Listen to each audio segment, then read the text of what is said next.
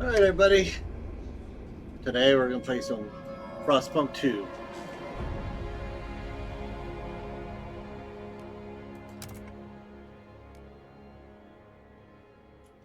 We're going to start a new game. This is the prologue.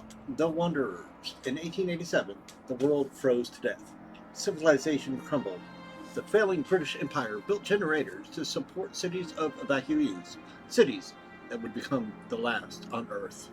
Whether huddled by a generator or out in the open frostland, those that survived were shaped by the ordeal. 30 years later, all became very different people. Okay, prologue, The Wanderers. Okay, start, yeah. We're playing on moderate difficulty. There are more warm days in Frostland than honest politicians. Keep your promises and people will trust you with their lives. Okay. Hear us, Stuart.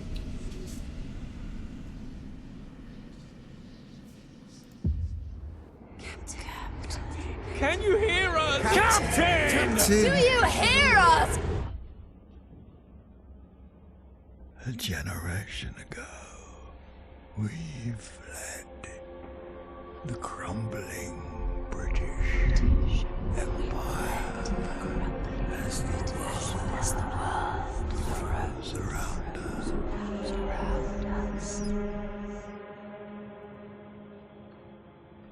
I held New London together. United, we survived 30 years of whiteouts.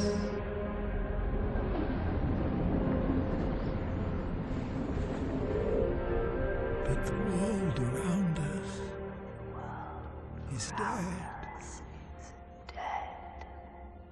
Empty. Ripe for taking. Excuse me. The city grows. Festus. Merely surviving is not enough. We have to expand. After all, it's us who survived the end of the world. It's us who survived. Yes. Now what?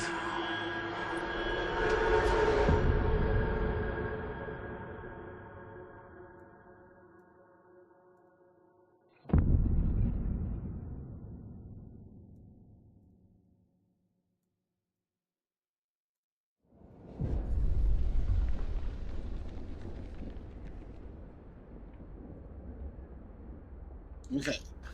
We've been roaming the frozen desert for years. Many of us do not remember a world before the Great Frost. Now another whiteout is coming. Hold on, give me your perception.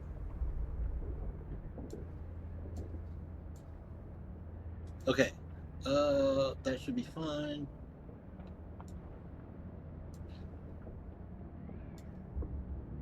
Okay. And again, we've reached the old machine. Again, we will rely on its furnace to provide heat through the storm. In the past, we always made sure there were enough supplies for the next whiteout, but our numbers have grown through the years. Providing for everyone is getting harder and harder. We must survive.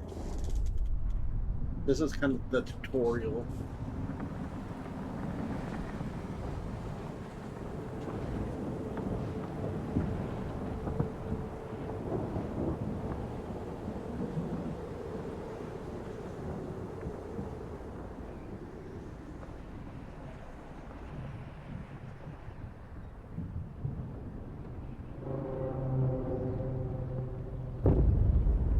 Prologue, The Wanderers. Okay, fight the cold. Welcome to the prologue. Here, you will learn the basics of construction and control. You'll need it for what awaits you in a larger city. The old dreadnought remains in pieces under layers of snow, but the scattered wagons still have resources inside. First, we must break ice to reach one of the oil wagons and construct an extraction district to use it. Then we can turn on the Dreadnought's furnace to heat us up. We will restart the furnace. Okay. First things first. Okay, our goals: Frostbreak to an oil wagon and construct an extraction district, and turn on the furnace in the Dreadnought rack to provide heat. So let's grab Frostbreak. And this area is already uncovered. This is an oil wagon. This is another oil wagon. This is a construction wagon that has prefabs. So this is how we break through the ice.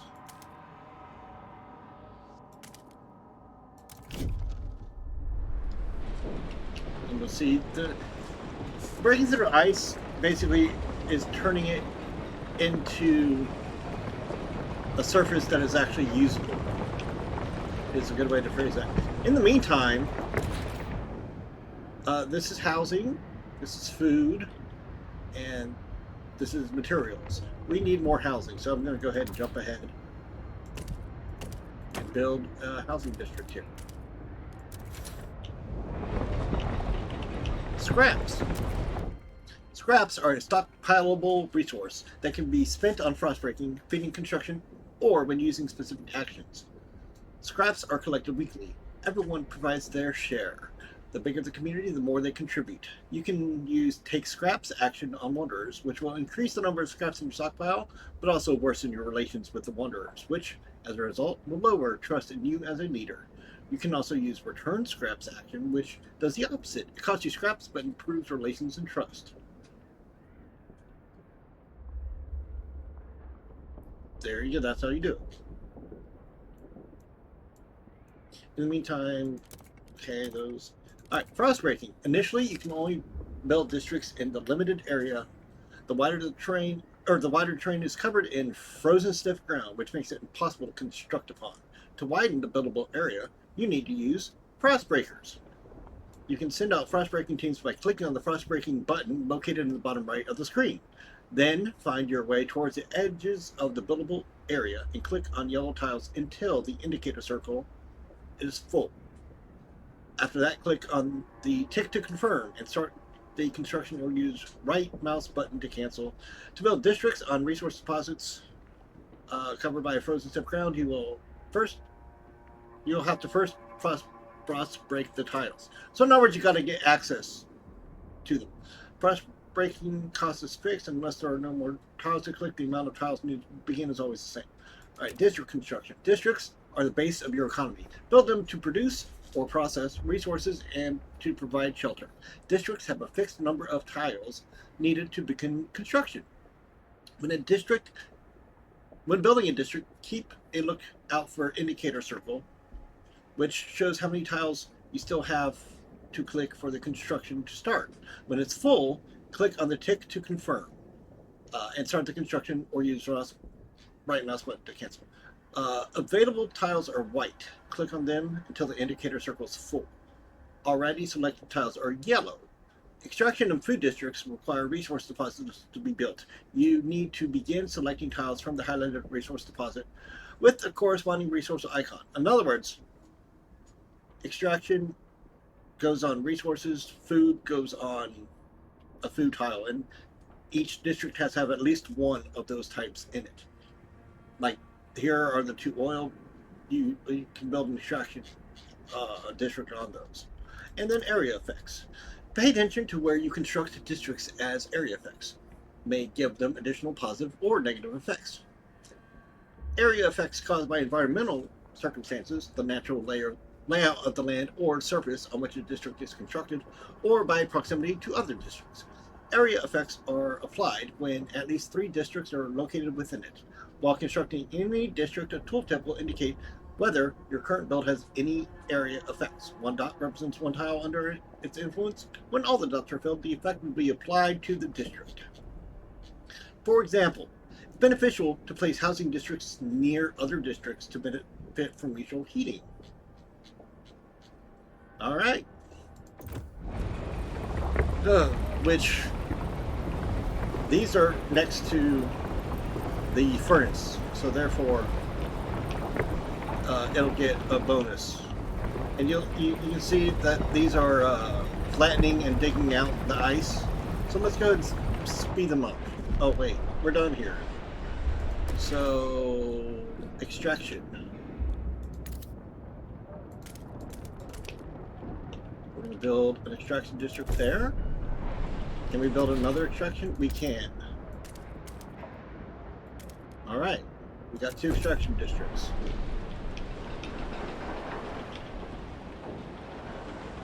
Now we're going to need food eventually, and there's food over here. By the way, you can bring this up.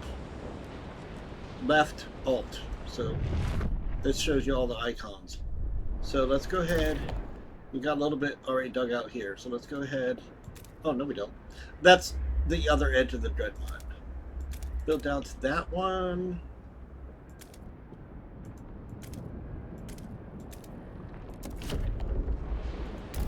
Build. What I'm doing is we're going to build out in this area housing and food. Okay. So we got a lot going on. And up here we have, this is our population. This is how many, this is our current workforce. And that's cores, that's not important, that's all. This is our scraps, and this is our prefabs, which is construction materials. And we are short on housing, which is why I'm building some. And we're definitely short on food, and we don't even have a stockpile, so we're hungry. I'm speeding it up. Okay, shelter. Your population needs shelter to survive. If not provided, cold will aggressively rise in the city. Shelter is mainly provided by housing districts, but remember, as other types of districts, it needs heat. If the heat demand in the city is not fulfilled, cold will rise, but at a lower rate than compared to lack of shelter. So if you have shelter but not enough heat, it's not as bad as not having any shelter at all. Building housing districts in the right place, in other words, proximity to each other, can reduce their heat demand. See, this is kind of like what I did, and so these, these icons mean it gets a benefit, and if you fill it up, then the district uses less heat, which is a nice little feature. Okay.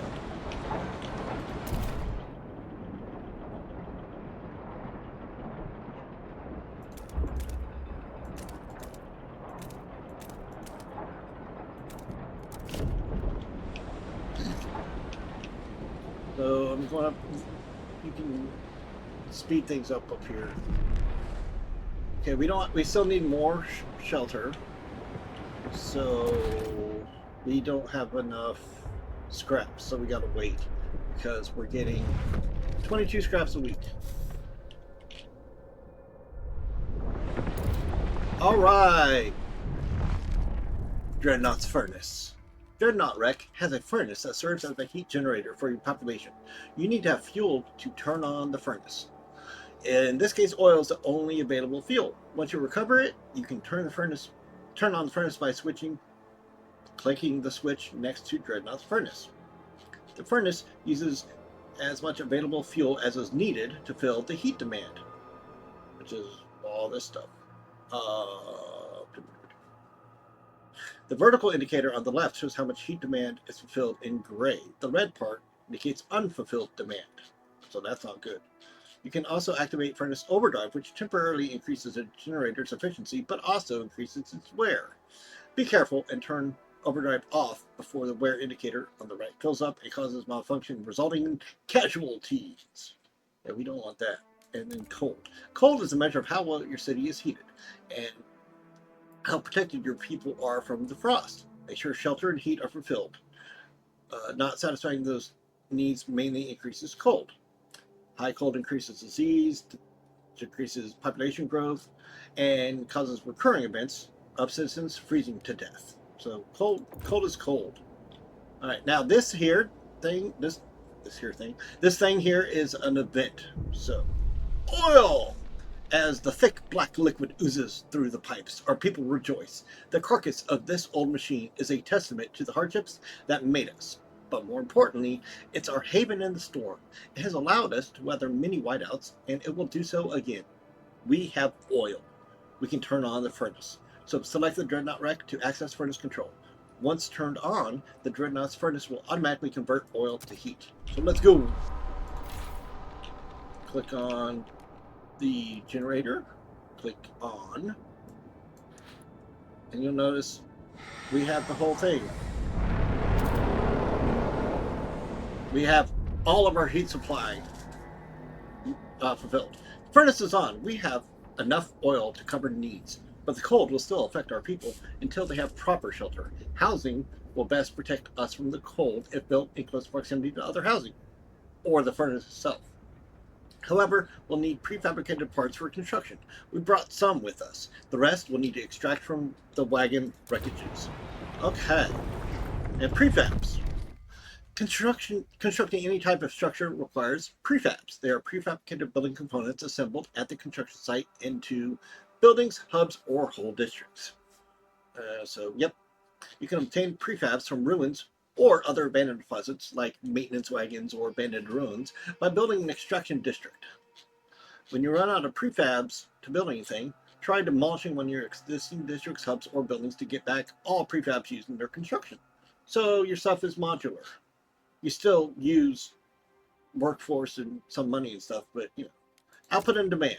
A city's economy is based on output and demand of various resources. Output is the total amount of resources produced by districts and buildings. For example, food output can be increased by building a food district. However, a working district also increases demand for resources resources needed to sustain its operations. In the case of food district, heat and materials. When output equals demand, you'll see a golden icon for the given resources on the top bar. When output is higher than demand, you'll see a positive number. So yeah, that all is fairly self-explanatory. Demand is increased by the needs of the people who require food and shelter to survive. When output is lower than demand, you will see a negative number next to the resources on the top bar, indicating how much more output is needed to meet demand. Sort of like housing earlier, and probably still. Districts and buildings mostly increase heat and material demands. So like this food district demands 30 heat and 20 materials. Okay. District abilities. There are various district abilities available for the player in district panels. One example of such district ability are emergency shifts. Some district abilities are available from the beginning of the game. However, others can be unlocked by constructing specific buildings, signing laws, or by certain events happening in a specific district, such as protest or rally. District abilities can be divided. You've got toggleable ones, cooldown ones, and one-time activations. Some district abilities have additional requirements, such as you need to have enough resources or problems like cold, hunger, crime, squalor, or disease have to be lowered or absent from the city. And there we go. Alright. I'm going to frost break this side of the furnace. Okay. So yeah, see, we need 40, but we only have 25 of housing. And we have more than enough fuel to meet our heat needs. And in fact, we're stockpiling 80 every week. Alright, so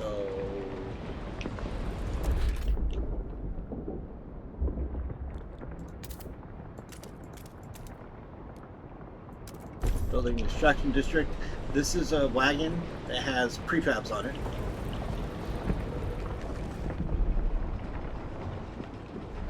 Okay, let's build housing. We need more scrap.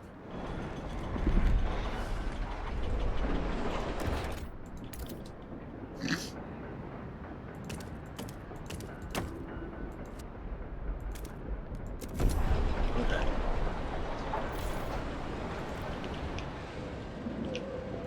In the meantime, we need a food district, so we need 38 more scraps, because I guess that means we need 60.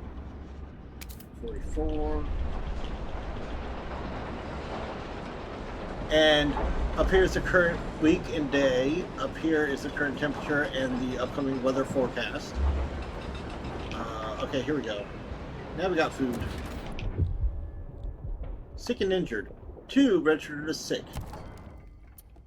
Unresolved problems in the city can make part of its workforce absent. These workers are temporarily excluded from your workforce.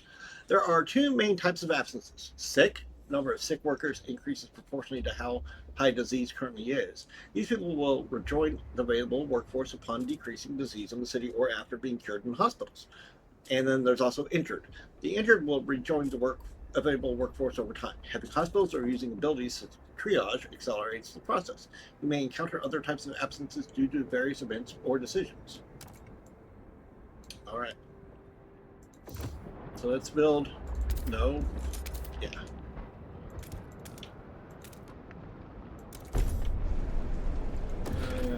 So we need 60. Gain access to food.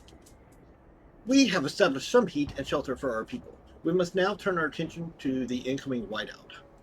Whiteout is basically when the weather gets so bad everything has to shuts down. First, we must frost break to the small patches of fertile soil suitable for growing food, which I've already done.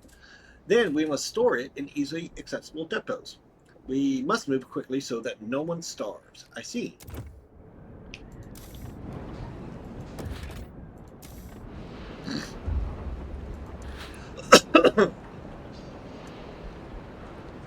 Communities. The people of your city form communities.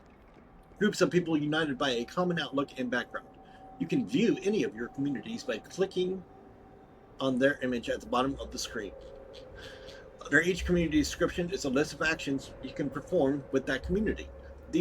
Those actions can greatly improve your city's situation, but they can also change your relations with that community, for better or for worse. Like taking more scraps or returning scraps to them.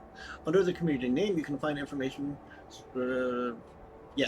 So just look into them and it'll tell you the reasons for their current relationship with you. Okay. Yay!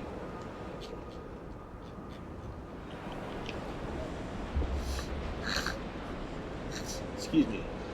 Alright, we have enough shelter. Speed up a little bit. Okay. Now we're going to build more food. And next we're going to need frost breaking, but we need 18 more scraps. So speed up a little bit.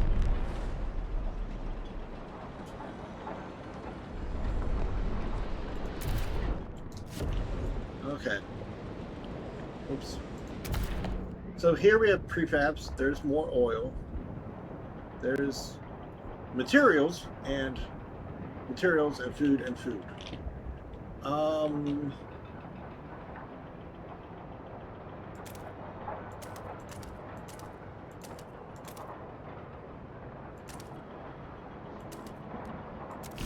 We're gonna go get the materials because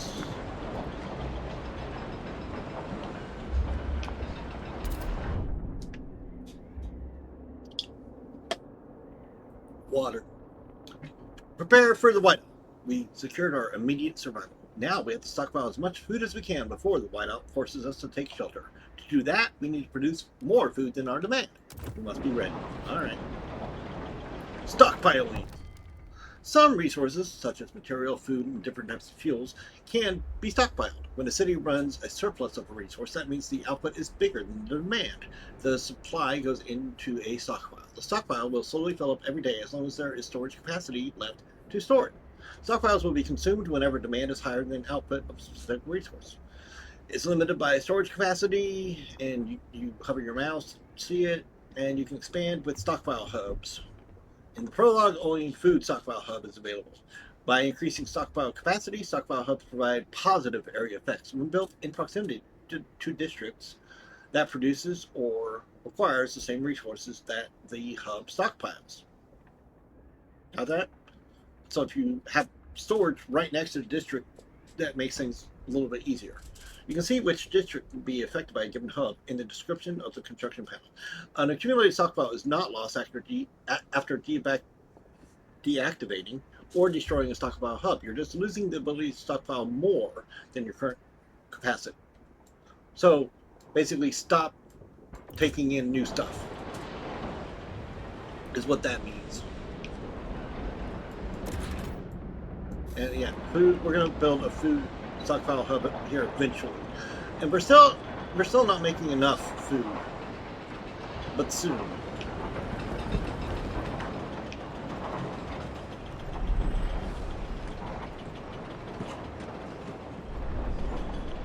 And over here, everything's fine.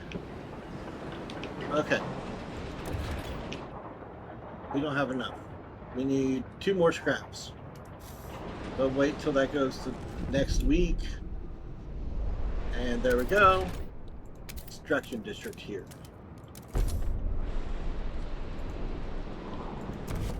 And no more frost breaking.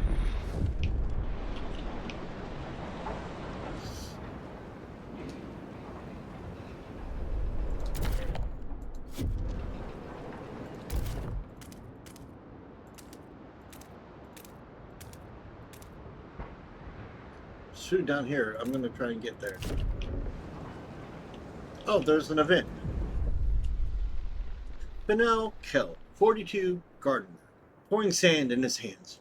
We've been here so many times. The soil is depleting. A couple more and there will be no point of wrecking the hothouses. There will be nothing to grow food on. And the yield is so low. Either we pull emergency shifts or we tighten our belts. Otherwise, there might not be enough for everyone.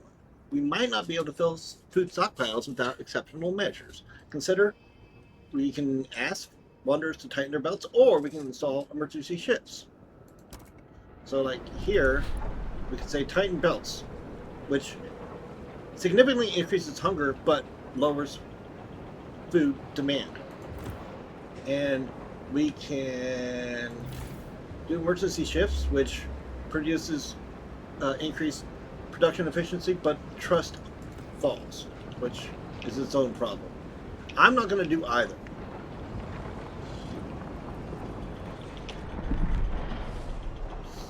Although I will, no, we don't. Okay. A food stockpile hub. Stockpile capacity for the entire settlement will increase. Proximity effect. Workforce demand in neighboring food districts is decreased. We don't need workforce right now. We're fine.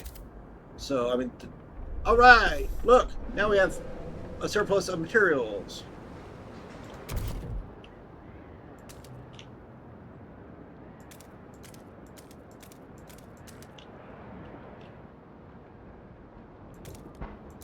And we'll build. I'm gonna wait and build that next. All right. 2 sick people have returned to work in the old dreadnought. Yay! We need to stockpile 40,000. However, our stockpile is only 10,000. That means we have to build a food hub.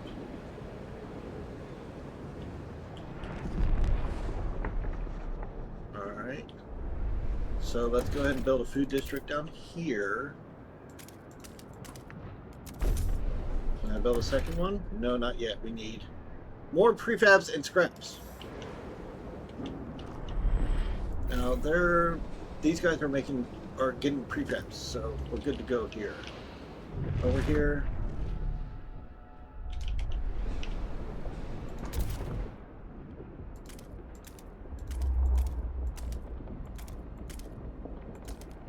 We gotta dig towards the prefabs over there.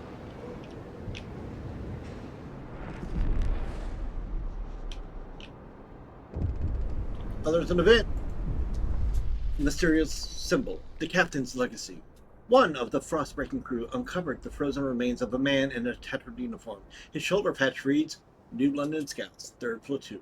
And he bears an obscure insignia. Some of our elders claim it belongs to a military organization, while others argue it has religious significance. Maybe you have heard of this New London before and can settle their debate. I'm going to say it symbolizes order. New London is a city of discipline that follows strong leadership and where militant squads keep the peace. It will create a continuity in which New London has embraced order to survive. Let's see what that means. Okay.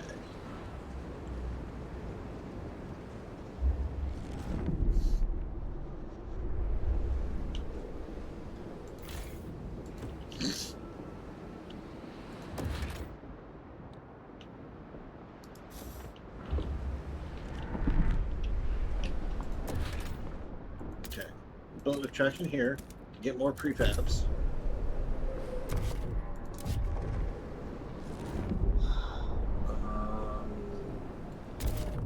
Got frost break.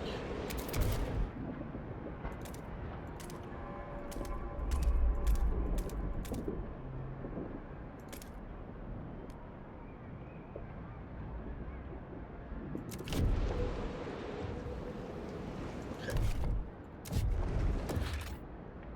We're gonna build extraction up here. I mean food, which means we need more prefabs and more scraps. Okay, 28 more scraps. So when this gets up to 60, so next week. Okay, can we do it? No.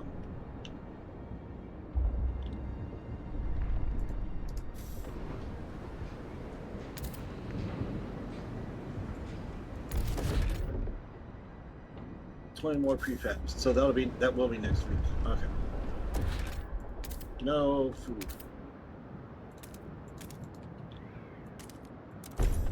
I'm not sure if having a food hub here will affect both districts. We'll find out. Okay, next thing I need is extraction. What? How much food do we have? Let's go ahead and build a hub next. You put this here, and that will affect those places in blue.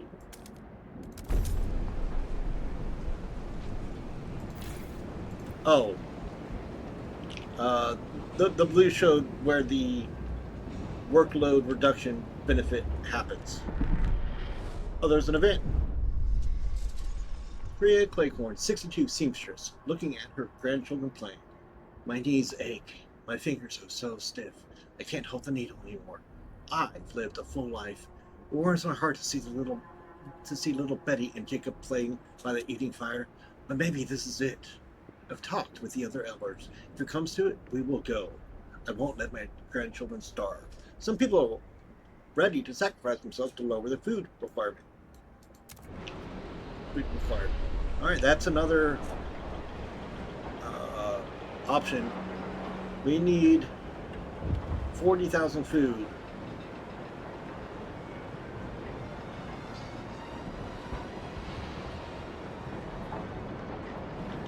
And at the current production rate, we're not going to get there. But we haven't built all the food hubs yet. Alright, now you'll notice, see, this requires 200 workforce. Here in a little bit, we might get a bonus from the food stockpile hub. Alright, Aiden Fincham, 47th Elder. Shocked at the sight of seals. Seals? I can't believe my eyes. We haven't seen them since before the Great Frost. How did they survive? There's enough meat there to feed everybody.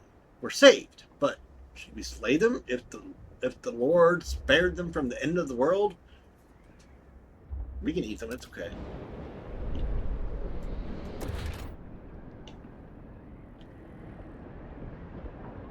We don't have enough. Look, see, we're at -10 heat. Our demand's out of the 250 and our supply is only 240. So let's go ahead and get that extraction of this fuel going. Now we're at -40. Is it getting colder? No, it's still fine. It's only -20. Hello, Bocatch. Hey, Bocatch, I'm actually I'm thinking about uploading this to YouTube to show people. So we're going to be a little bit more thorough and attentive. Alright. Yeah, this just came online. That's why it went down. Now you'll notice cold is growing because we have heat scarcity. So once this comes online, our heat will increase. Our heat production will increase.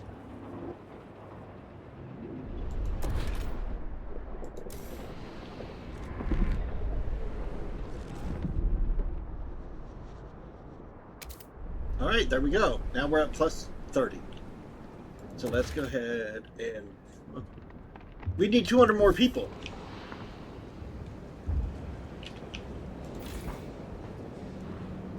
And that apparently did not get an effect, really? Okay. That needed to be built right next to it, I guess. See, I'm still learning the game, so. Alright. So we just kind of hang out. Because colder season, heat demand is increased. Oh no. Is 30 below. We don't have any more workers, so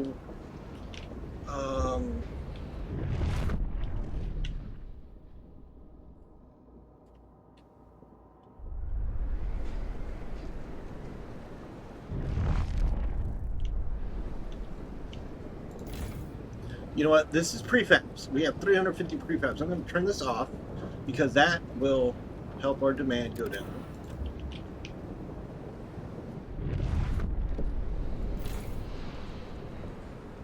This is 150.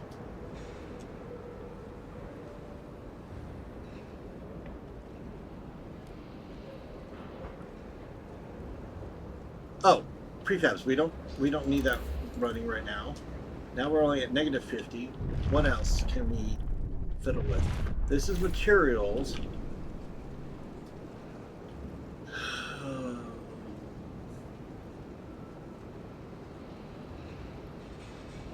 We have negative 10, but we can turn it off for now.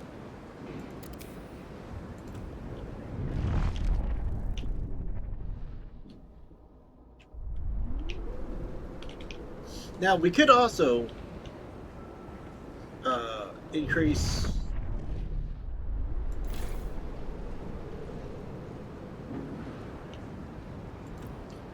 the workload. So I'm going to put the food hub here.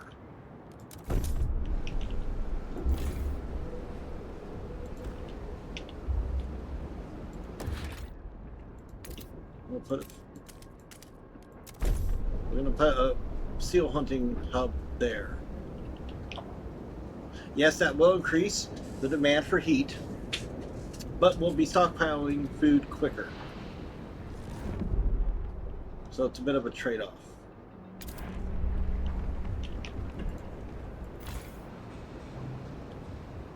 There's 37 weeks of food remaining here.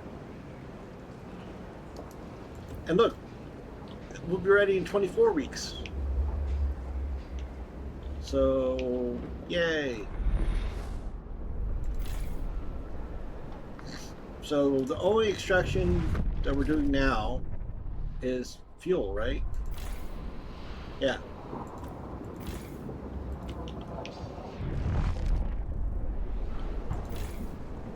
Okay. And now we're back down to negative 65 because the seals just came online. Although stockpiles will be ready in 12 weeks. So let's just fast forward. Seals, if we hunt them all, we'll definitely have enough food for the whiteout. We don't need to worry about that. Is this the whiteout? Yeah, it is. Hunt sparingly and we'll have seals forever, says Bridget Fincham, Wanderer. There we go. Also, by the way, let's take a look at this. See, look. 10% reduction in workforce required because I placed it correctly. 32 registered as sick. Okay, that's fine.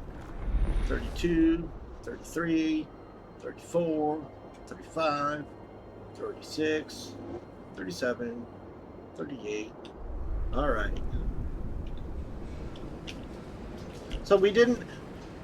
Our people suffered because they weren't quite warm enough. Also, by the way, this icon means it's nearly depleted. It's only got 6,000 left, 5 months worth, so it's fine. Um, they weren't quite warm enough, but I didn't make them. I didn't send any of them away. I didn't make them work extra shifts or anything.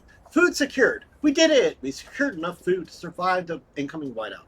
Our workers will make some last-minute preparations before the storm arrives. We should try and keep our people warm for this time. We will survive. And now we wait.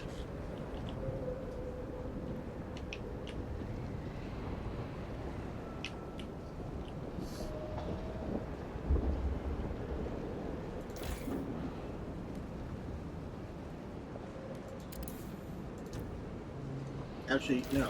I'll turn that one back on. Turn this off. Because we have way more than enough. Alright. Our heat is fine now. And we still have a massive surplus. Oops, I turned off the wrong one. This is the slider of, you can change the percentage of employment. So we don't really need prefab, so let's turn the materials one back on. There, we have more than enough of everything. And this will run out in 19 weeks, although 4 sick people will return to work. Although the whiteout will get here before this runs out. So, yeah, it doesn't matter. There we go.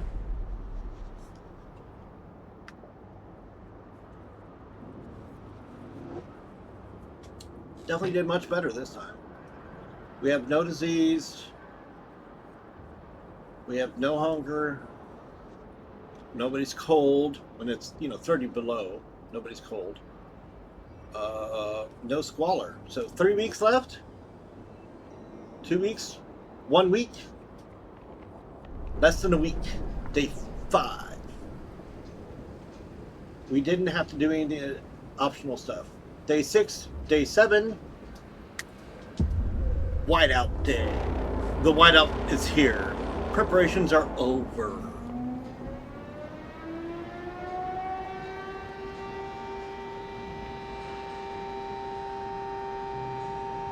Everybody just huddles inside for weeks at a time, I guess. We survived against all odds. The Wanderers' survival. When the whiteout hit the camp, the Wanderers were ready. Everyone was thankful we acted fast and gathered enough food in time. The miracle of the seal colony strengthened our hope that our journey will lead to a promised land. Our elders have added this story to our great tales, alongside warnings about a sinful city that still pumps smoke into the sky. We survived. We survived the end of the world. Yeah, Bocatch, we're going with reason this time. The insignia thing? Now what?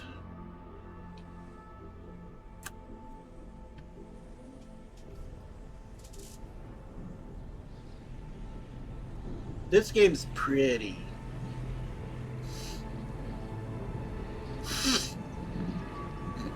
Excuse me.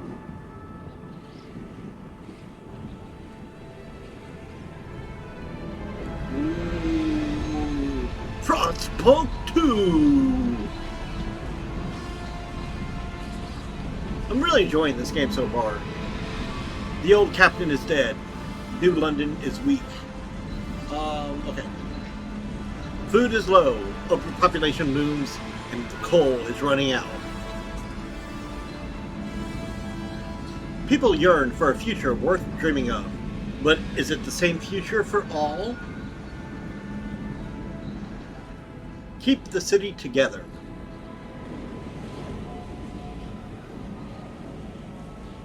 Or hold its hand on its deathbed.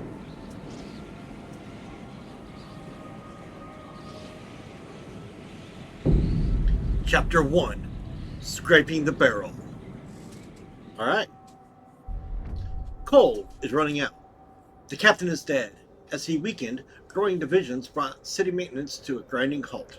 Now, New London is left to suffer consequences.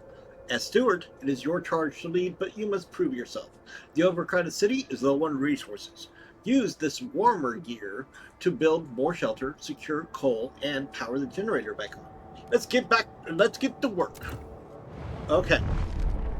We need to frostbreak to a shallow coal seam and construction districts. We need to turn on the generator and construct new housing districts. Okay. So we go here, and look, there's a ton of food up here. There's a bunch of coal here. These are prefabs, right? Yeah, prefabs. A bunch of materials here, and various over here. Many food and materials. Hello, Skitty. Okay, so first we need to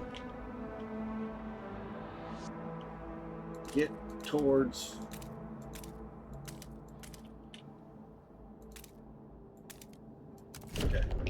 and also I'm going to build housing district. Now, these are already blue because they are sheltered from the wind.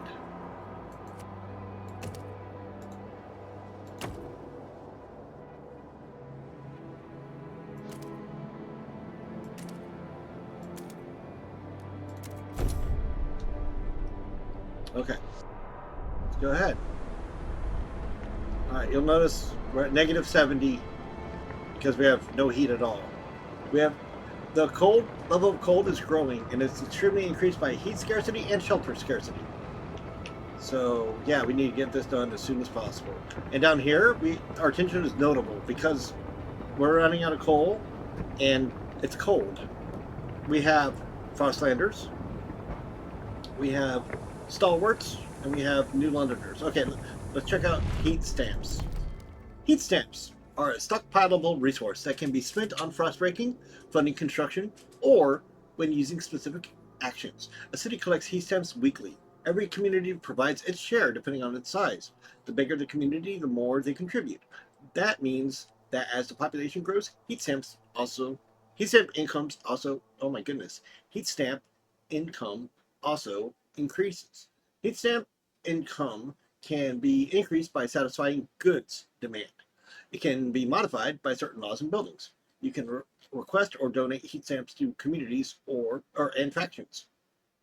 Click on the community or faction at the bottom of the screen to see possible actions, which we saw last time. Now we also have factions. Some citizens, ignited by passion and strong beliefs, will organize and form groups known as factions.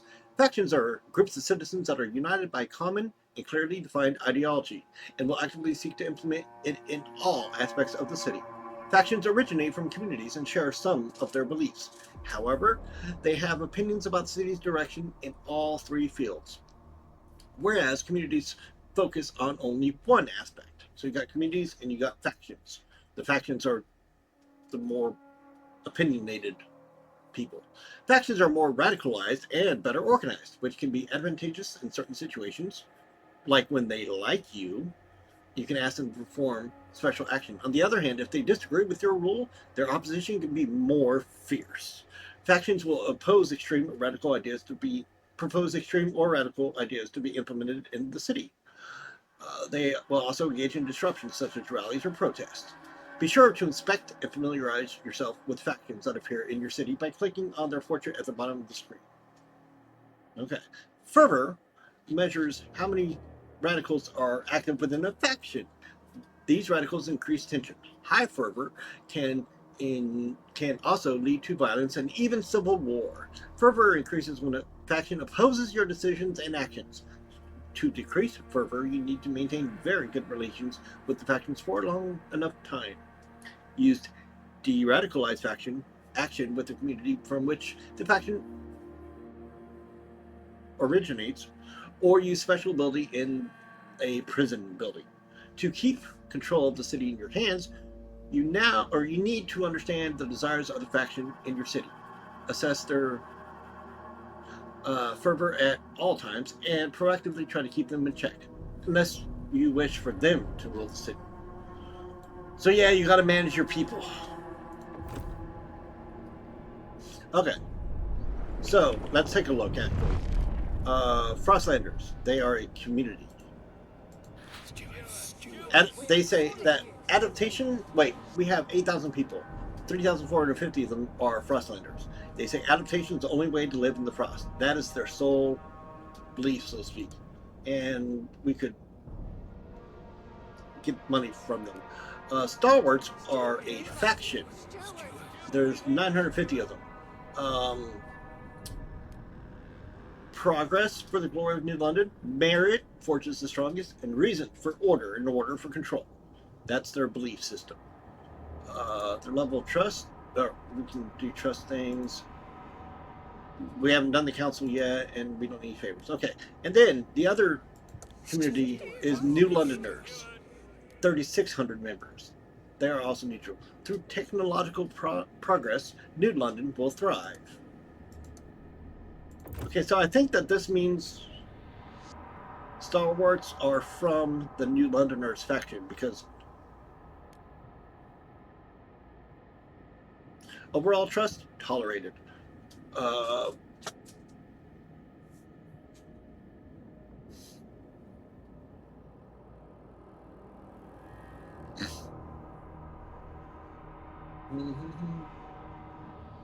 Okay, yeah.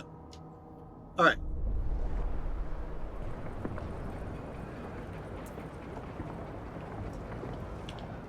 I'm going to go ahead and build a housing on this side as well.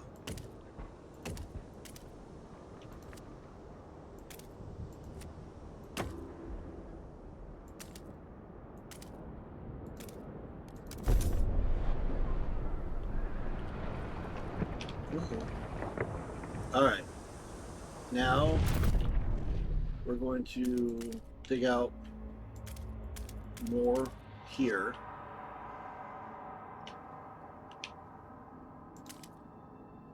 Actually, no.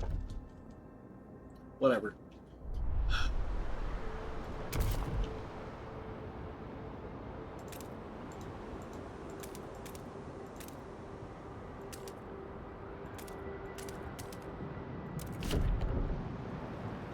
Okay. That's not that big of a deal, honestly. Okay, we need food, which we can do here.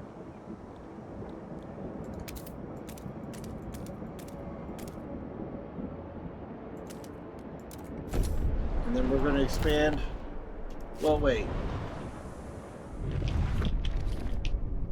We also need materials and goods, which we get through industry. So let's build out towards these guys.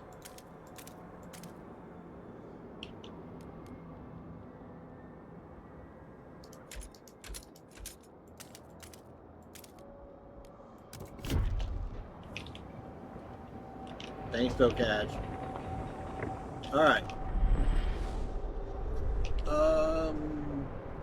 That'll be done momentarily. Okay. Expanding districts. Expand districts to increase their scale, both in terms of size and capability. Expanded districts are more efficient, and they provide building slots. Select a district to open this panel and click the expand button, which is that thingy right there. Then select new tiles around the chosen district to start the expansion. If there are not enough adjacent tiles to select, the district cannot be expanded. Be mindful that housing districts have no building slots upon construction. All the other types of districts do. That is why you need to expand such a district at least once to construct any buildings. Okay. So let's expand this district.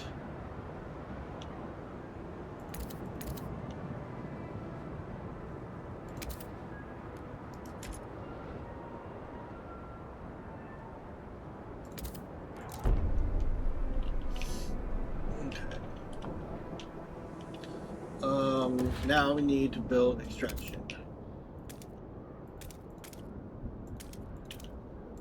There, that will be one extraction. And then we can finish off here.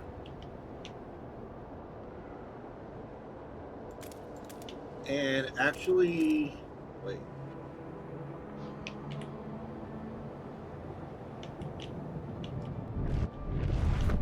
One, two, three. Okay. We're building out towards this thing, this old way station. Okay. Research Institute goes in housing, but we don't have an expanded thing yet. But we can build the Council Hall, which goes right there at the yellow circle. It's the seat of the council where delegates representing the city's inhabitants meet to discuss and enact laws.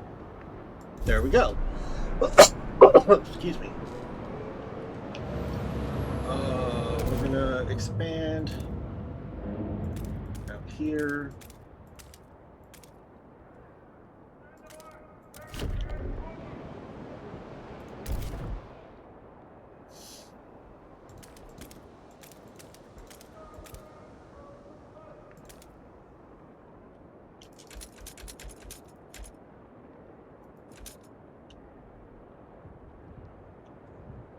Okay, I have to wait for that then. We're trying to plan hub areas. We don't have coal yet, Bokeh, so we can't turn on the generator. So no, we have not. Alright, let's build the next extraction district. Alright. And once this gets filled, or done being constructed, we can turn it on. Council gathers for the first time. We can vote on new laws. Alright. And here we go. First council session. The city decides. Anticipation fills the air as the council opens. The captain ruled with a firm hand for years, but those times died with him. Now the communities of the city want their say. The stalwarts maintained order on behalf of the captain and adhered to what they claim was his vision for New London: progress, merit, and reason. The New Londoners and Frostlanders clash over survival strategy, though neither has a firm stance on economic or social issues. Then there are those who view the stalwarts with contempt for their role in New London's history, but they keep to the shadows for now. Based on your handling of the coal crisis, the decision is whether you should maintain your role as steward. By the way, chat, you guys can vote if you're not on mobile. There should be an overlay, and you'll be able to vote. Yeah. When you return to the council in the future, you'll be able to propose new laws to vote upon. But for now, a special vote needs to happen. The communities of New London have to accept you as their leader. Be careful, if you fail, this will be the end of the rule. Alright. There, I turned that on. Vote of confidence. Should the steward remain in power? If this vote fails, the delegates will immediately remove you from office. Alright. We're just going to go ahead and vote because there are 22 for and 4 against. So I'm pretty sure I got this, even though I need half. See, 51 required. The proposed law has been approved. They're going to keep me in office for now. I see. Yay! Okay. Now, this is expanded, so that means I can build a research institute. Let's go ahead and get that started. Now... A new law is in effect. I love the speaker. Alright. We have coal. So let's go over here and turn on the generator. Scrubbing the barrel, which is this chapter. Good work, steward. We have secured a new coal deposit. It's part of the last vein in New London. There are still some deposits left, but they won't last for long. We'll need to improve our mining to use it efficiently. but the city's communities are voicing different ideas about how to do it. We need to decide whose ideas are worth pursuing. We must choose a solution. So, Here, Stewart. Stewart. Lower. tension. Tension is located in the very middle of the bottom of the screen. Notice that big, partially filled black circle? It is portrayed by an orb that can fill with black liquid as tension rises through the city. Tension shows how agitated and anxious people in the city are. It will rise if problems like cold, hunger, disease, squalor, or crime are high. Factions may also increase tension. It depends on their fervor. The more radicalized they are, the more tension they cause. Besides, factions might engage in various disruptions, such as protests. Excuse me. See, that's bad. That's severe tension. Be careful. If your tension reaches the maximum limit, the city will fall into uncontrollable chaos. Tension levels change dynamically, so keep an eye on it, especially when it rises. Tension reflects the overall situation in the city, so the best way to lower tension is to improve the city, decrease problems like cold or disease, or de-radicalize factions, lowering their fervor forever. I don't know who they are, Bocage. We'll see if we find out. You may also research certain ideas that will lower tensions. Search among buildings, policies, or hubs in the idea tree to find adequate solutions. Alright. Buildings. You can construct buildings in districts if there is an empty building slot available inside the districts. Buildings have their demand and output, which are added to the already existing economy of a district. Buildings can improve base output of a district, like providing more food, or reduce problems directly, such as squalor or crime. Initially, you don't have many buildings available for construction. However, the Research Institute is a building that is always available from the very beginning of the game. It provides you with access to the idea tree and a cumulative bonus to research speed. I love the music, but the loud part is a little bit loud. Developing new ideas is essential to the invention of new technology and new buildings. Be careful of who is conducting research, as ideologies of specific groups will influence the result of their work. Interesting. Excuse me. They will come forth with a special variant of a building aligned with their views. Such buildings unlock abilities that can be used in the district where they are constructed, such as hospital unlocks the preliminary triage ability. Alright, the generator. Didn't we already do this? It requires fuel to function. Okay, this is a little bit different. Your main source initially is fuel, but later in the game you can research and discover different types, which vary in how much heat they provide. If your generator uses if you have more than one type, the most efficient one will be used first. The vertical indicator, we know about that. We know about overdrive. Okay. The council. The council is where delegates vote for laws. Laws can greatly impact the city and affect its zeitgeist. You can propose laws, however, they must be voted in by the majority to take effect. In some special cases, such as laws from the rule category, a 2/3 majority, or 67%, is required to pass the vote. Communities and factions will fight for or against different laws, depending on their views. You can learn about them by clicking different communities and factions icons in the council view. There are a few different methods to affect how delegates vote for a specific law in the council. You can utilize their methods after proposing a new law. Zeitgeist. You can monitor the zeitgeist of your city in the bottom left corner of your screen. Zeitgeist means spirit of time and describes the direction of your city on 3 axes: technology, economy, and society. The laws you pass, buildings you build, and choices you make, they all impact the zeitgeist. At the same time, your communities will have a natural tendency to favor some solutions over others. Your relations with them will change based on how their views are aligned with the current zeitgeist. The more you develop the city in the direction they support, the more positively it affects your relations. To see what a given community or faction supports, click on their image at the bottom of the screen and hover over the icons above their names. Watch as your decisions shape the zeitgeist. Be on the lookout for dissent, which will tear your city apart, which can tear your city apart. Alright, we're caught up again? Alright.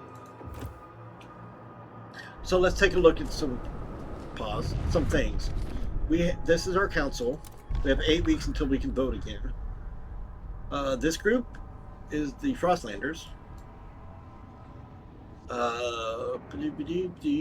They seek to pass community service expedition support. Okay.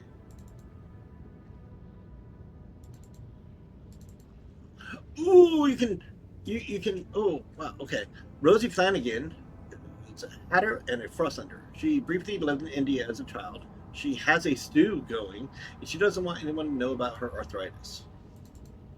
Georgia O'Sullivan is a trapper and Frostlander. She sneaked into the high house and buried her stillborn child in the potato patch.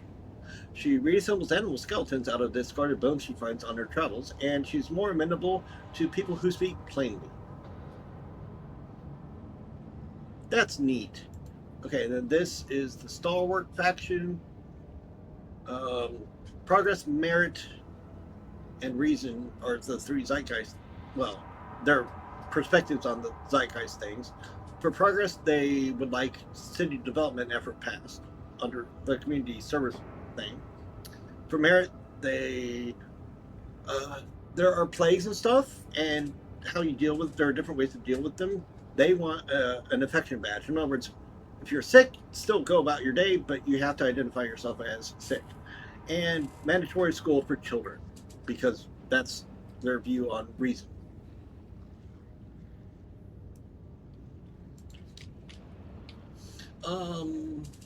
Okay. And I think my cam's over some of this, so that's, I'm reading everything for you. And then this is New Londoners. They are 45% of the city. They're neutral. Citizens of New Londoners have stayed together through thick and thin. They value technology, which they credit for getting them through the Great Storm. And they want city development effort. They also want city development effort, which is why I think the Stalwarts are affection from the New Londoners. Let's see if that's what Stalwarts, New Londoners. Yeah. So the New Londoners are the community that produces these factions because it's on this side. I think that's the way it's represented. All right. So like over here, Progress. I'm gonna turn cam up for just a moment. All right. Progress. We will build machines to carve our place in ice. We will improve ourselves with technology. We will rip resources from the frozen earth to sustain everyone. We will bend nature to our will, and we will thrive. Versus adaptation. Fighting against the cold is futile. We will not give in to the hubris of machines. The frost makes steel brittle. We will adapt, even if it requires sacrifice. Those are the 2 paths you can take, or balance. It's not one or the other. Then there's merit versus equality. New opportunities ripen. Fortune, as always, will favor the bold. Let the best of us soar and elevate everyone with them. Or equality. The old world died, along with all its inequalities. Nobody should lay claim to vital resources. And in the frost, all resources are valid. All to the city, and the city shall care for all equally. And then tradition versus reason. The world has changed, but not the people. The old social order has always been the glue that has held us together. It will keep us together still. With tradition as our foundation, we will rebuild society. Or reason. To move beyond survival, we must leave behind the old social order. Through logic and reason, we will thrive. It's a new world. It demands a new society. I'm turn cam back on. Okay.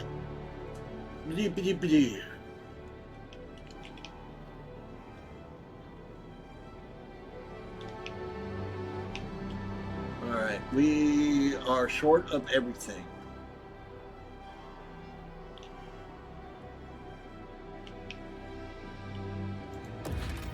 And we can't build anything.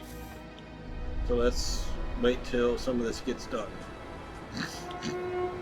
The steward appreciates all your adoring letters. and will answer personally in due time.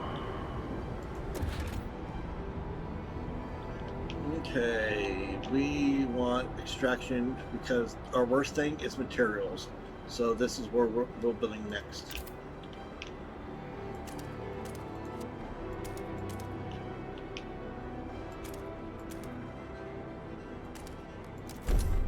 And we're going to expand. Oh, we can't. Okay. Idea tree. Research Institute constructed. We can now research new ideas.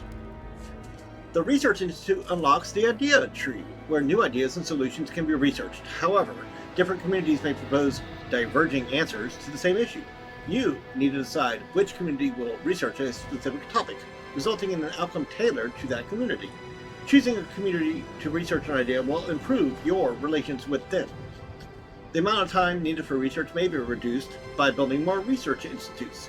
Each institute will increase research speed, but as you build more institutes, the incremental gain from adding a new one diminishes. You can also temporarily accelerate research by using the action Rush Researchers in district with a research institute. A permanent change of research speed is possible by assigning adequate laws or constructing buildings with such an effect.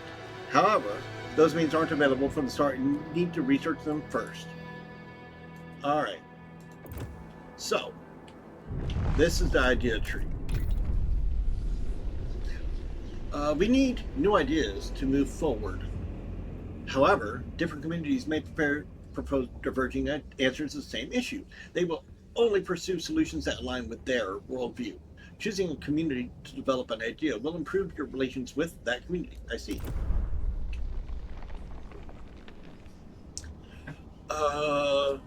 Let's work on the coal mines. Actually, no. Let's start with housing solution to lower demand. Okay. So, the Frostlanders, if we assign them,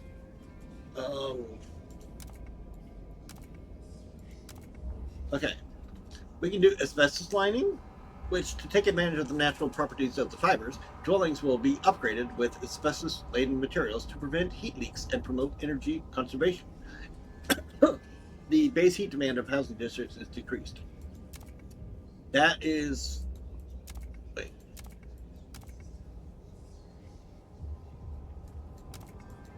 Are these... Oh, we don't have any money. Okay.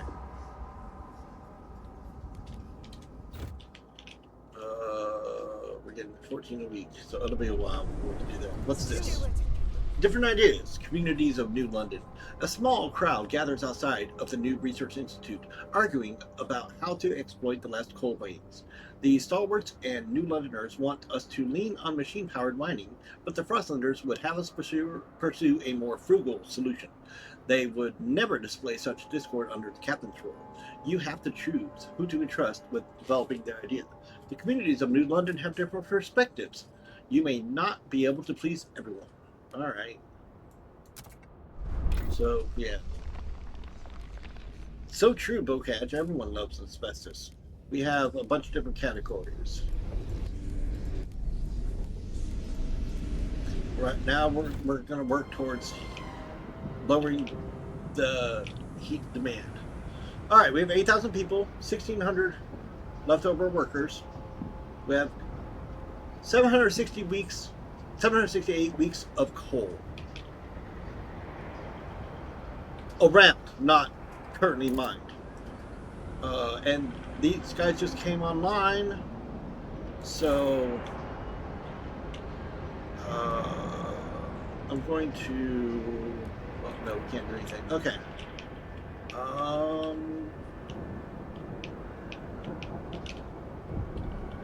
Okay. Now we wait. Oh wait, we have an event. The generator wakes. A child is born. People gather around the generator tower as it wakes with a thundering shudder and bestows heat on us yet again. This is the heart of the city. Our last line of defense against the cold. Our first hope for the future. Any future. Steward, there's a couple who says their first child, a daughter, was born at the exact moment the generator sprang to life. They call her Lily May. They ask that you bless her. You gave us hope. Thanks to you, our child may yet have a future ahead of her. Perhaps, or people are hopeful there's a future for them after all. Very well, Lily May. May your life be warm and winds spare your paths. All right.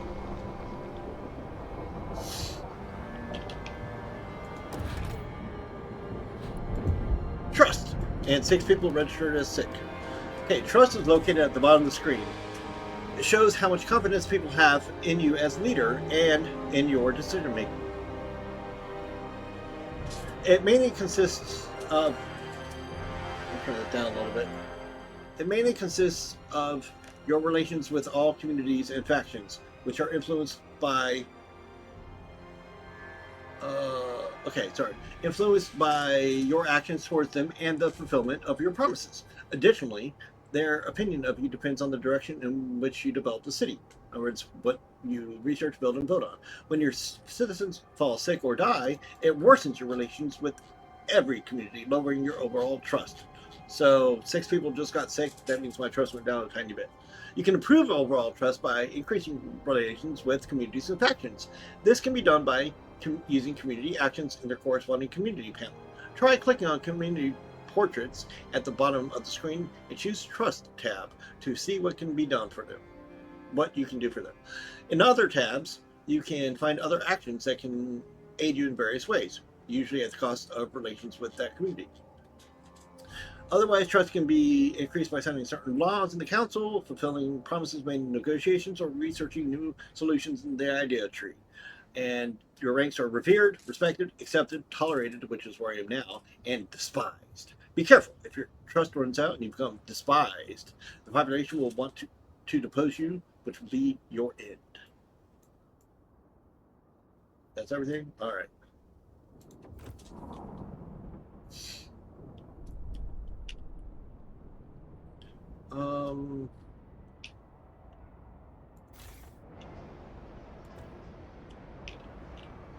Okay, next week we will, okay. Housing insulation, asbestos. I don't know what these 3 different symbols are. Oh, this is who does it. Okay. I'll have the stalwarts doing it. The research. Okay.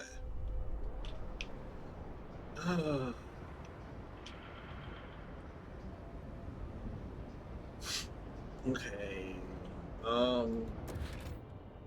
We need 16 more heat stamps. So next week, when that gets to 40, we'll be able to build a new district. What do we want to build? We've got enough coal, which is good.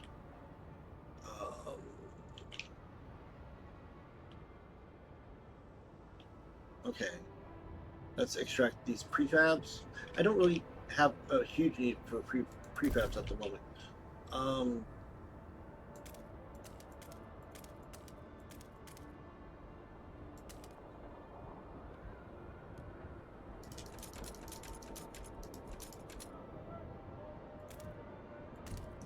I'm expanding like this because it's better to have. Hold on, is that even? Oh, okay, I see. It's better to have adjacent districts and stuff for warmth purposes. Okay.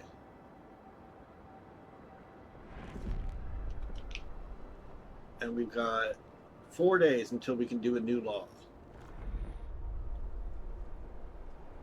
Okay, new law available. So, our options for survival, we can do food additives, which citizens will provide some food during calm weather. We can make a law about goods. Hold on. Oh, forage or chemical additives. Chemical additives will make our food more efficient, but disease will increase. We can have durable goods, which lowers demand, or mass-produced goods, which increases production. Okay. For a city, we can. Okay, basic necessities are either Okay, basic necessities such as food, rations, and basic clothing are customarily provided without compensation, but practices can differ from place to place. We can either free and trust will rise, or charge them for the things that they need to live, which production efficiency will slightly increase, but heat stamp income per capita is slightly increased. So either trust or production and income. Then there are contagion rules. No agreed upon way to handle contagious people. Either let them go free, who cares, or quarantine them, which increases the shelter demand and decreases disease quite a bit, or uh, they can go about doing everything normally, but tension will increase slightly and disease will decrease. Um, and then community service, voluntary and unfocused communal effort does not yield any significant gains for the city. So we can have expedition support, where expedition time is slightly decreased. We'll get to that. Or city development effort, which produces a small amount of prefabs. Or heat pipe watch, which heat demand is decreased. That's awesome. Or service exemptions. Heat stamp increase per capita is slightly increased. Heat stamp income per capita. Okay. And then under society, funerals. We can have harvesting funerals or ceremonial funerals. Interesting. And laws about childhood. There are no rules that define who is responsible for the care and education of children. Some are well cared for, while others are neglected. Either family apprenticeship, which increases the percentage of active workers. Right now, I believe it's 65. Or mandatory school, which increases research speed, but decreases heat stamp income. And then rule of law. These are procedural things, and these require 2/3 majority. You can have a guided vote, where the steward may declare a motion vitally important to the city's survival, curtailing debate and convincing many wavering delegates to support it. And you can also have guard enforcers. The steward may deploy squads of well-trained, well-equipped guards to put down disruptions and otherwise keep the peace. And it unlocks quell protest and mobilize watchtower squads. What? Watchtower. Okay. Okay, so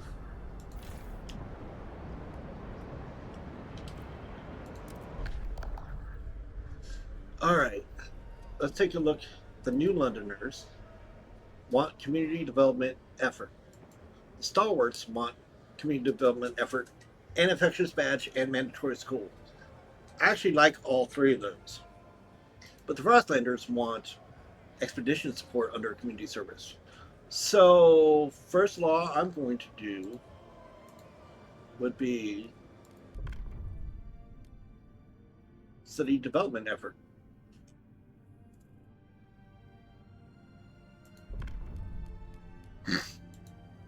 "46 people are already in favor of it and only 17 against. So we just have to convince 5 people to vote for it. 5 out of 37. So yeah, let's do this. Anybody in chat want to vote? Go for it. There should be a... the thingy on the screen. Okay. Everyone must support... Okay. Okay. Let's go ahead and vote.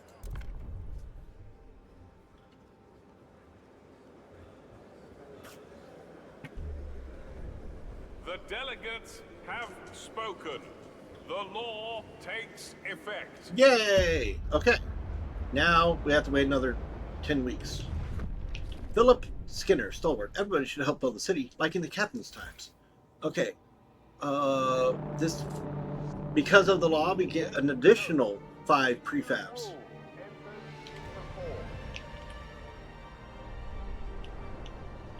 So we don't have to worry about mining prefabs for a while.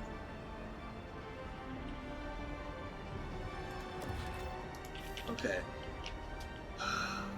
We need to expand housing.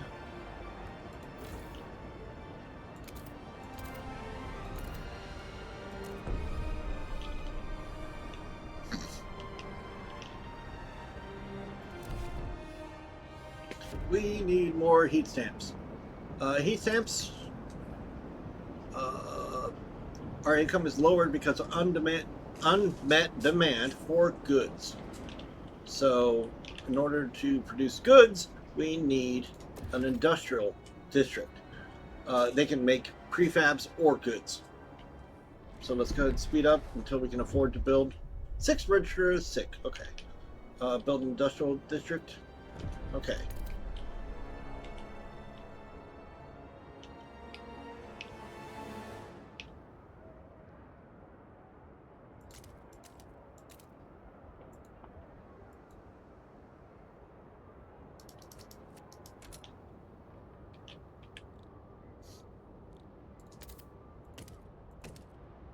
No.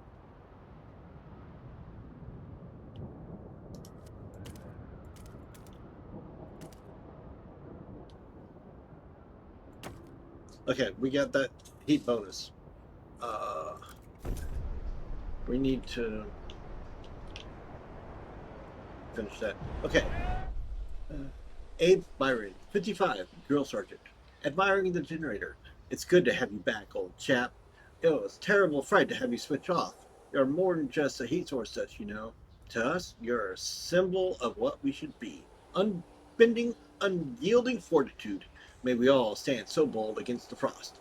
The generator is revered and respected by the stalwarts. Yay! Okay.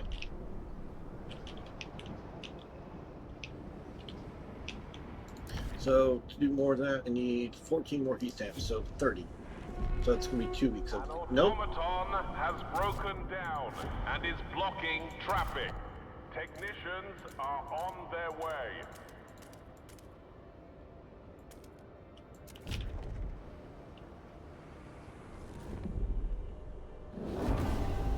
Relations. 11 sick people have returned to work. All right.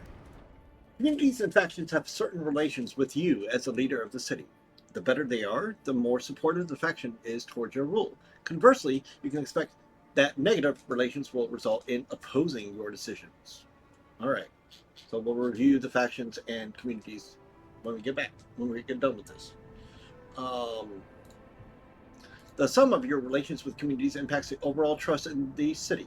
You won't be able to please everyone, but ensure you have more supporters than enemies. Otherwise, overall trust may drop to such a low level that you'll be deposed, ending the game. Your relations with communities and factions depend on the direction of the city, the zeitgeist, and how it aligns with their worldview. Everything you research, construct, or vote on, as well as decisions made during various events, influences your relationships. Additionally, direct actions towards communities such as fund projects action can improve these relationships. Remember that keeping your promises is vital for earning trust. When your citizens fall sick or die, it worsens your relations with every community. Just said.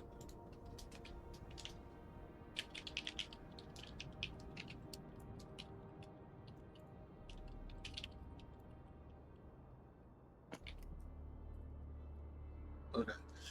Positive relations typically indicate greater support for your actions, which can manifest in various ways, such as rallies in your favor or a tendency to vote in favor of laws from the rule category. Certain levels of relations unlock special actions that a community or faction can perform at your request. Neutral or better relations enable raised fund actions. Negative relations can also have several consequences. Protests may occur. Large groups from communities that dislike you may join opposing factions, and signing a new rule law becomes more difficult. So, devoted, supporting, favorable, neutral, skeptical, opposing, and hostile. Okay.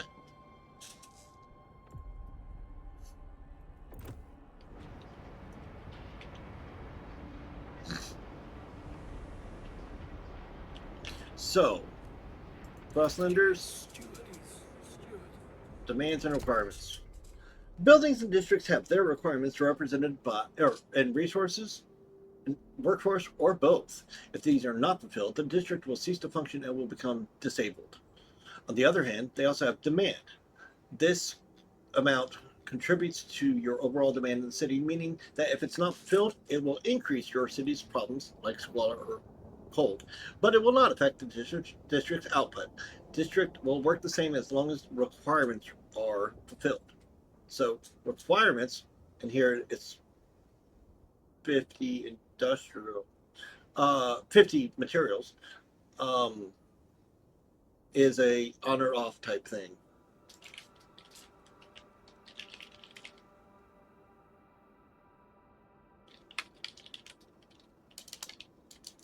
Sec mods.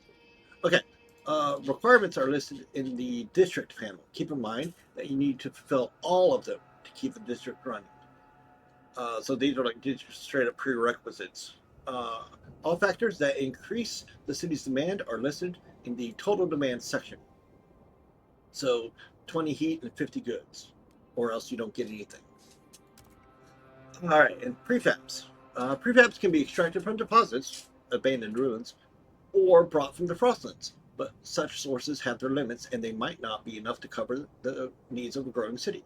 Prefabs can be produced from materials in an industrial district. Additionally, you can manually switch to a given industrial district to start producing goods instead of prefabs, which I'll show you here in a bit. If you don't have enough prefabs to build an industrial district, remember that demolishing a district or building returns the prefabs used for construction. Okay. So, Frostlanders. There's 3,450 of them. What's that? Mouse over. Okay. Deep. All right. Ooh. Go away. Okay, they're not no fervor. They support me. They're 12% of the city. They're neutral, and they're neutral. So, stalwarts like me to a certain extent. All right.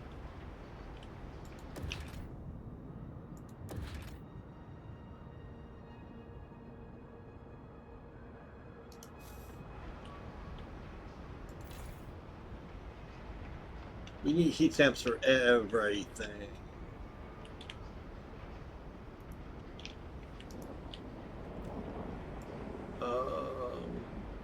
What's our next idea going to be?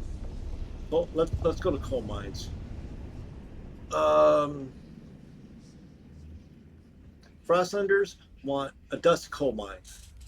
Mining operations where residue coal dust is sucked up and compressed into briquettes to make maximum use of resource. They have 400 work requirement. They increase the coal output, and diseases slightly decrease because less coal dust, and they require 20 material. Okay. Stalwarts and New Londoners both want blasting coal mine. Operation using explosive drilling to rapidly exploit coal deposits, generating noxious fumes. Smaller workforce, more coal, but the squalor, and it has a higher material demand. And I don't have enough money. So we'll grab that once I hit 60.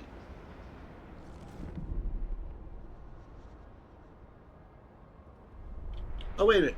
Here we go. This is industrial district, so let's make goods. Oh, nice. It went from -30 to 5. That will increase our... Yeah, see, we're only losing out 0.4 each week now instead of, what was it, 2.4 or something? All right, dust coal mines. The Frostlanders who didn't like our law will like this. So let's go ahead and do it. Okay. Whew. We can do a new law. Okay, cool.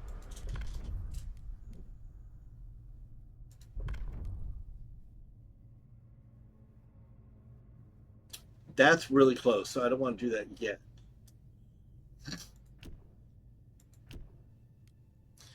Okay, if this increases research, we should do it as early as possible. So, well, it does hurt income though, but I will probably be able to pass it. So let's go ahead. Anybody in chat want to vote?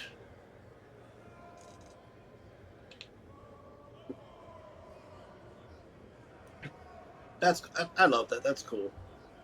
Oh, there. Now you should be able to vote if you want. All children must work alongside one of their. Oh, that's family apprenticeship. Did I click on the wrong thing?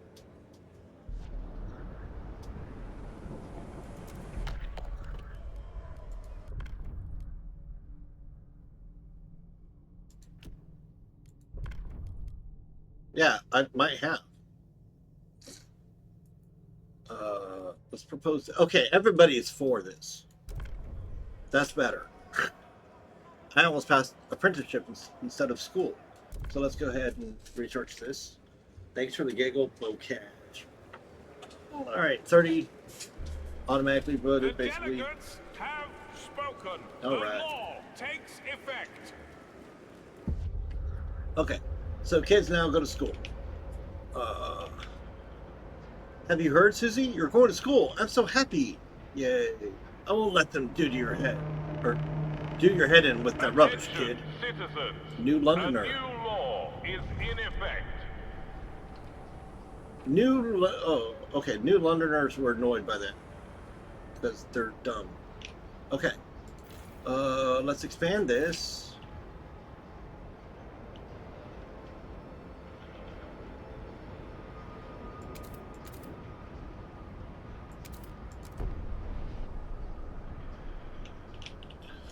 Okay, now we got to start expanding our materials production. So extraction, we got this. Our next thing is to frost break. So we need 14. So we need 30. Okay.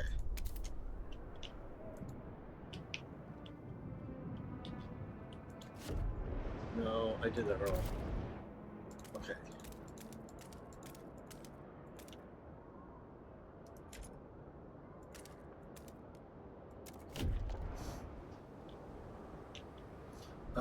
And then we're going to build up towards the old way station. But that's down the road. Okay. And we're slowly stockpiling, which is good.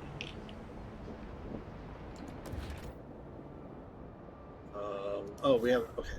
We're researching the coal mines. Newly research building and extraction district. Okay. So let's go ahead and build the next thing over here. Children caught idling during school hours will be punished. 13 more heat stamps and we got it.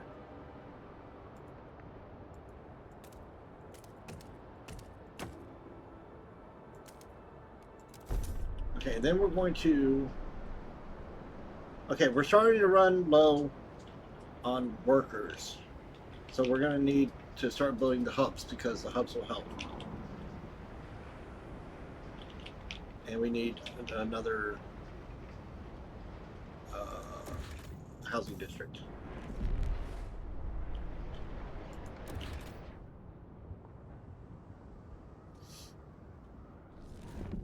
$54 heat stamps. Oh my. Temperature. Brace yourselves. Oh, my keyboard went Cold blue. is It works coming. now. All right. Temperature. To be ready for temperature changes, keep an eye on the weather timeline. That's important. Located on the top right of the screen. Thermometer icons represent temperature changes. When temperature drops, heat demand increases. When it rises, heat demand decreases. Ensure you have enough fuel stockpile to be ready for temperature changes. You stockpile hubs. Otherwise, cold may increase disease and eventually lead to deaths among the citizens. Besides temperature changes, be aware of whiteouts. Those are weather anomalies that introduce severe and punishing conditions. They are represented by wind icons on the timeline. Ooh. The temperature will drop by 60 degrees Celsius. That cold.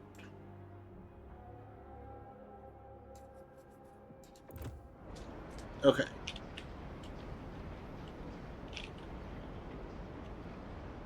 We are no longer producing enough coal to meet our heat demands. We have 14 weeks left. Signed research increases relation. Yay! Okay, so first things first. We need this immediately. 41 times. Okay, so once we get 80. Oh, come on.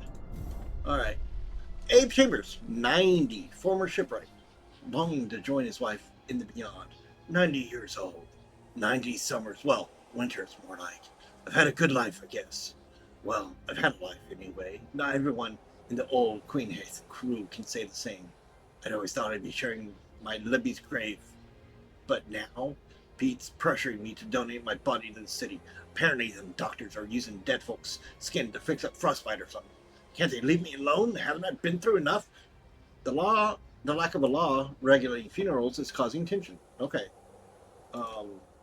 And no, you'll be dead. Don't worry about it. So let's go ahead and pass a funeral law. And we're going to harvest. Supported by the stalwarts. Disease will decrease and research will increase. The deceased will be harvested and their healthy body parts used to support city healthcare. Unharvested remains will be incinerated and ashes transferred to the relatives. And we got, yeah, we're fine. So let's go ahead and vote.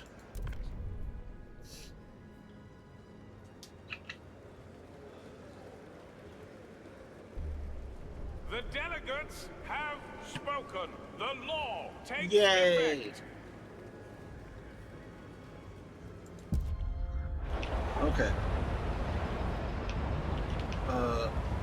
Humanity needs everything it can get, even our organs. And this guy's not happy. They'll cut up father. Citizens, We won't bury the him. new law is in effect. Okay, now we have enough money. Oh wait, no, we're building. Yeah, that's cool. Okay. District employment. District employment can be manually controlled in any district panel. That's this slider bar thing here. By setting a percentage value, you can sell all operations in a district. The adjustment will reduce the required workforce and resource requirements, but also result in lower output. If full employment cannot be selected in the district, it means there are not enough available workforce in your city. Is not. To address this, you need to either reduce employment in other districts or increase the workforce. The workforce adjustments will affect all buildings in the district. All right. So we have no workers. So we need to start building stockpile hubs. We need 100 workforce to build it. Okay, fuel for the future. Lack of common rules among our people can lead to trouble. But as the council debates the future of the city, all are concerned about the day our last coal deposits run out. We must explore the Frostland for more sources of fuel, or else the city will have no future at all. One moment. Access to Frostlands.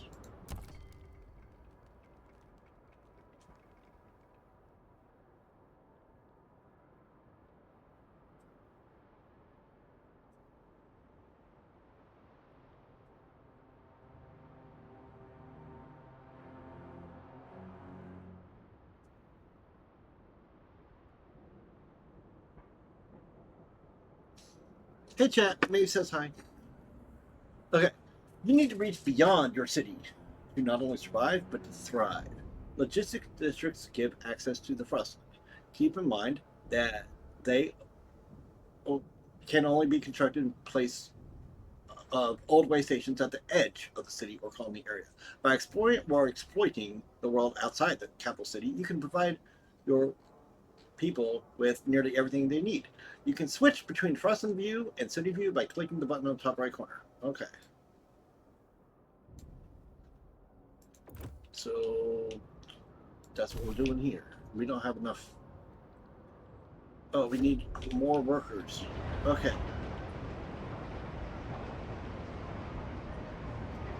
All right.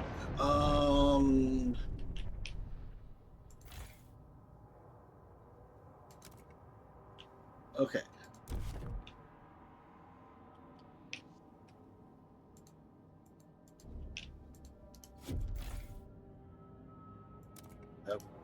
fewer people working the housing, just for now.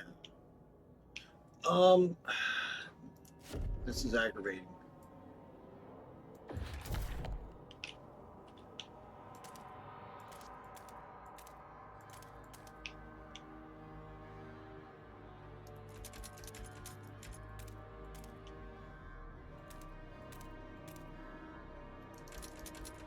I'm trying to make it efficient for later stuff. Okay. Okay, we got 40 extra people. That's enough for... Good, this will supply us, at least for a while, for, like disease and accidents and stuff. Yes, but it will not last long. We need to search outside of the city. Yeah, we're working on it. Our elderly citizens are encouraged to pre-register their funerals at their local harvesting parlor. Okay. 160 more workforce. Okay. Let's get that from here.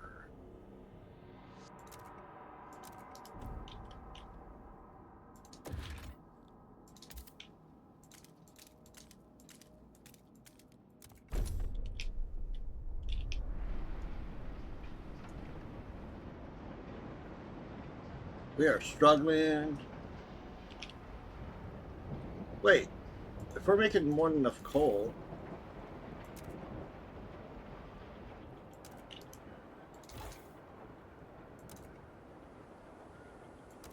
$127 extra. This output's okay. We can turn this off.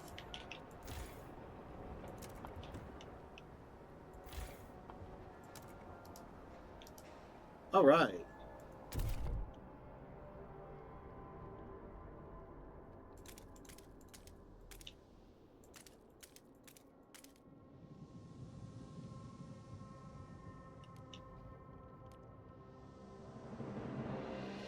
We need to look at...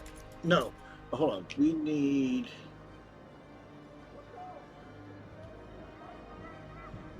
We still have a stockpile of food, so that's fine. So let's work on industry.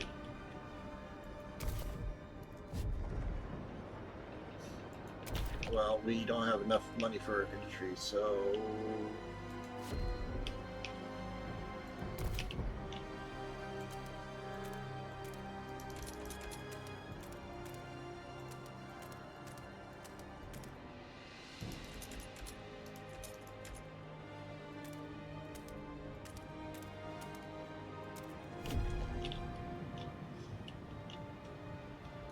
All right.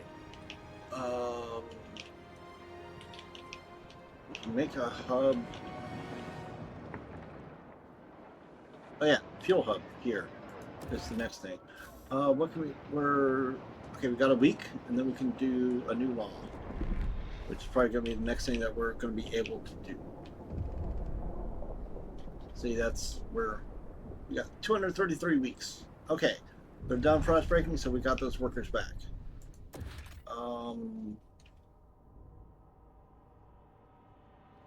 We need more money. Okay. Sue Miller, 12 people doing her research, reading assignment. The rabbit took a watch out of its waistcoat pocket. Ha! This rabbit is silly. Gotta ask teacher what a rabbit is. Reading's hard, but it's fun. Mabel says it won't help her in the Frostland. She wants to be a scout one day. Well, good luck reading the maps is what I told her. One day I'll write books myself with plenty of princes and no snow. Mandatory school promises a better future for the children of the city. Yay! So...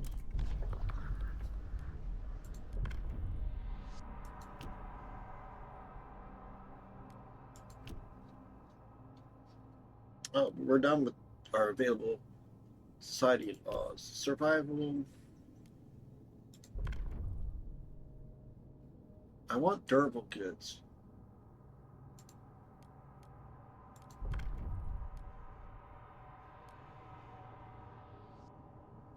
They don't, there's not enough there. Let's take a look at city.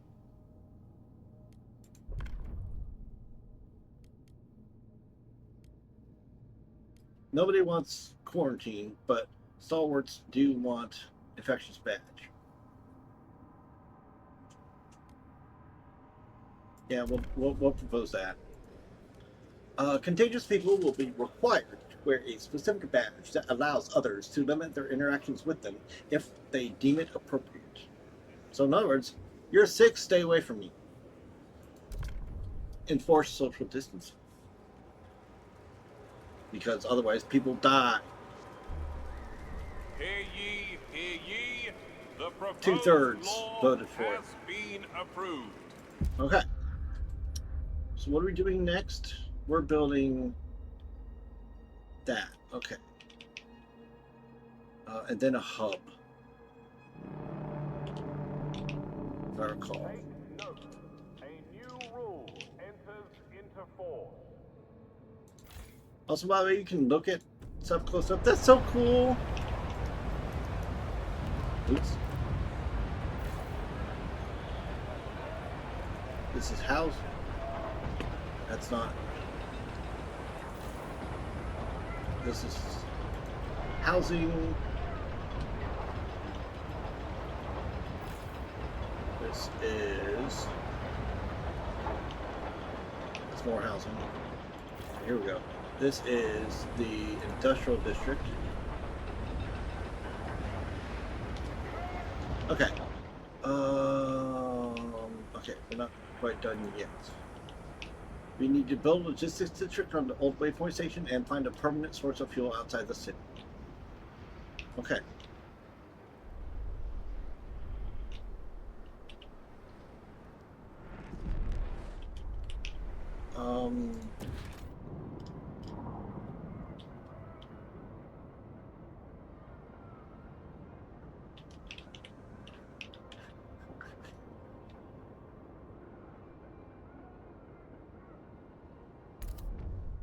Logistics district built. We can now survey the frozen lands around New London and find a source of fuel to ensure its future.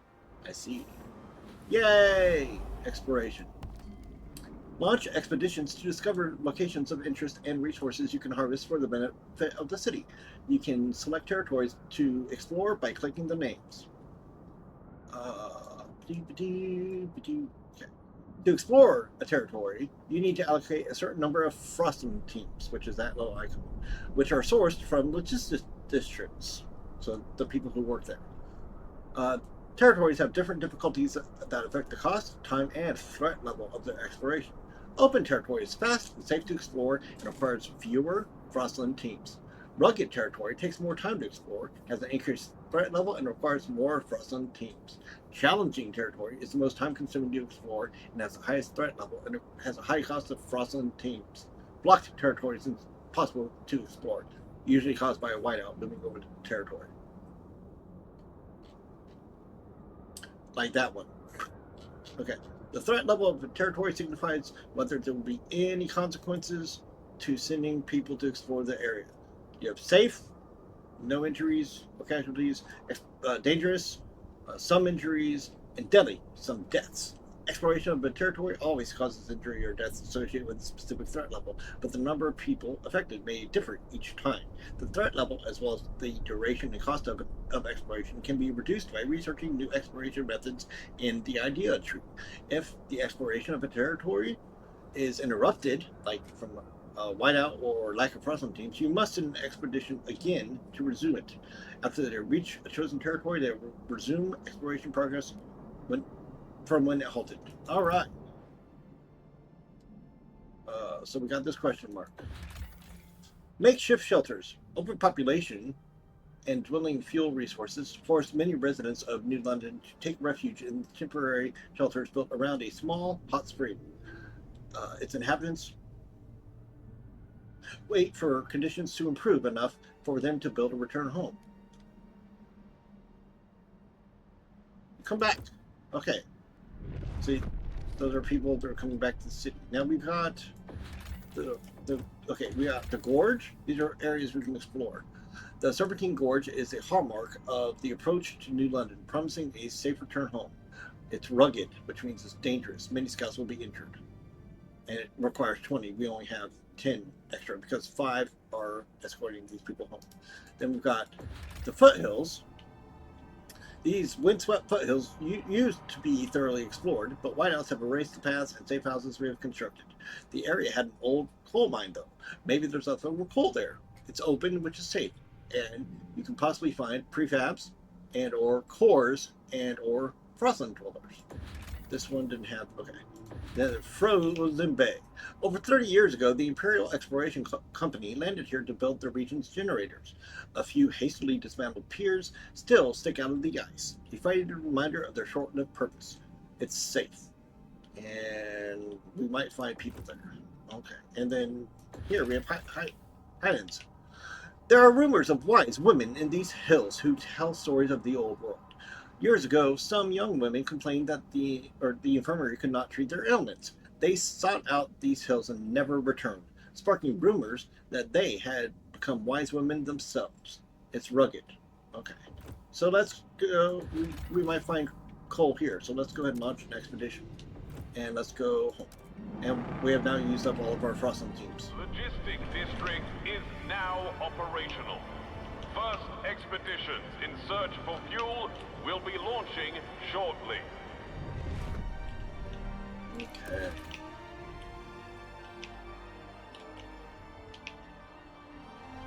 This is a big ol' air.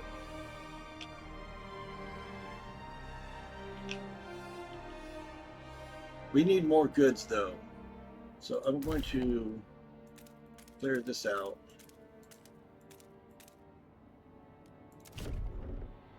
This is already expanded, right? Yeah, that's already expanded. Alright.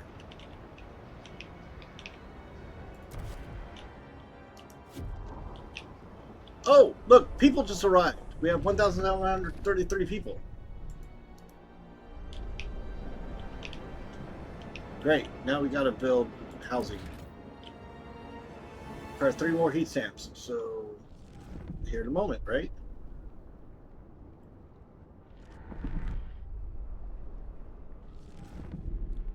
Okay. Now the reason I built this stuff the way I did,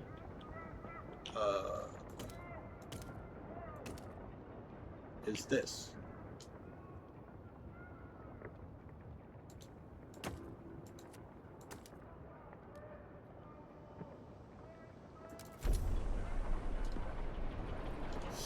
Okay. And then we'll expand that immediately. All right. Oh, we'll bring this back online. Oh, that means we have 5 more workers. Do we have anything that needs 5? No, we do not. So therefore, actually, we don't need to worry about maintaining that. That's fine. All right. 20 more heat stamps. Making 13 a day. We need more goods. So that's here. All right, what's going on? Program war, mandatory school. Stuart, people are increasingly arguing over the curriculum taught in schools. Some think we should reduce theoretical knowledge and provide more survival training. We're filling these kids' heads with numbers and useless junk, complained an angry Trevor. We ought to take them on field trips to hunt. Others argue for the exact opposite. We need to teach children how to think and come up with new solutions instead of perpetuating outdated practices, says an engineer. What should we do? So if we do science, New Londoners and stalwarts will like us more. But Frostlanders will like us more. If we do survival training, but research won't improve, but food will.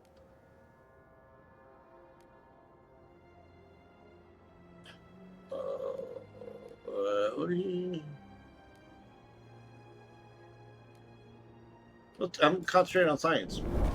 I know Frostlanders are annoyed. Okay.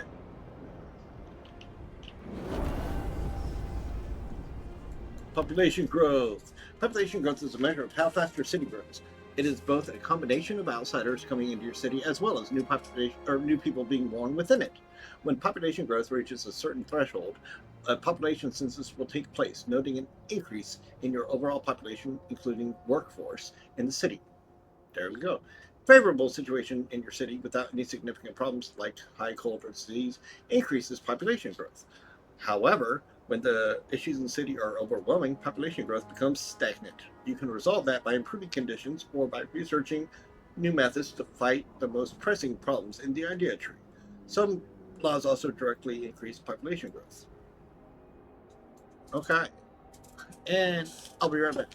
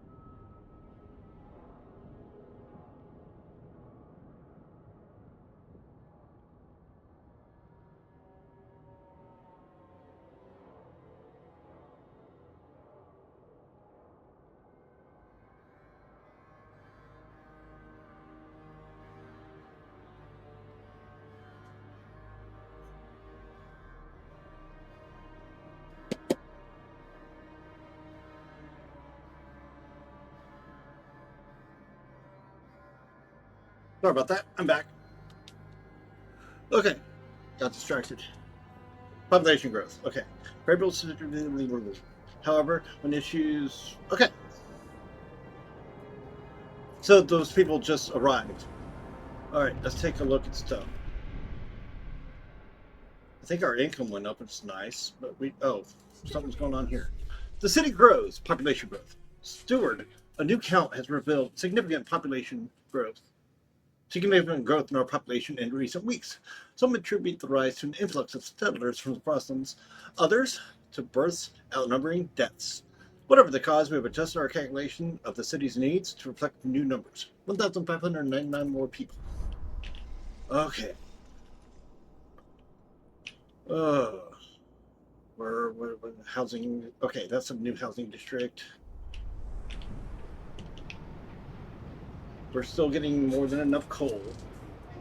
We Remember definitely to need make food. sure your contagion badge is visible at all times.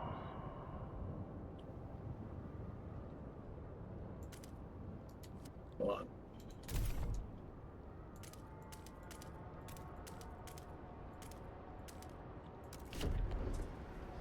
We're going to frost break and connect those two with a hub in between.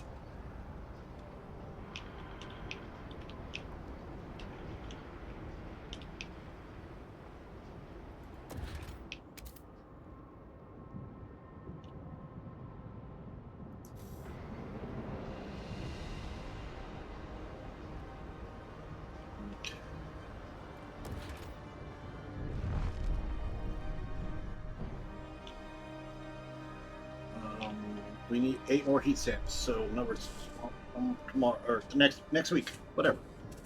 I know how to word.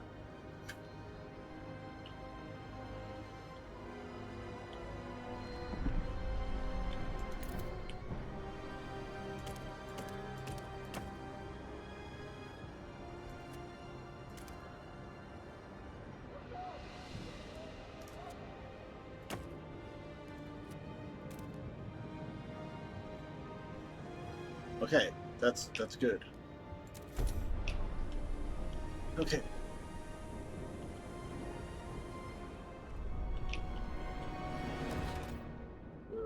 35 more heat stamps.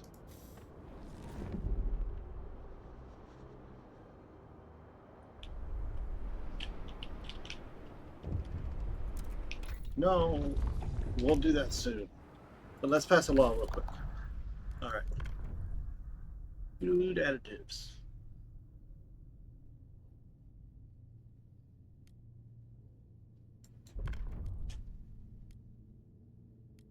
Why are people against... Oh, darn it.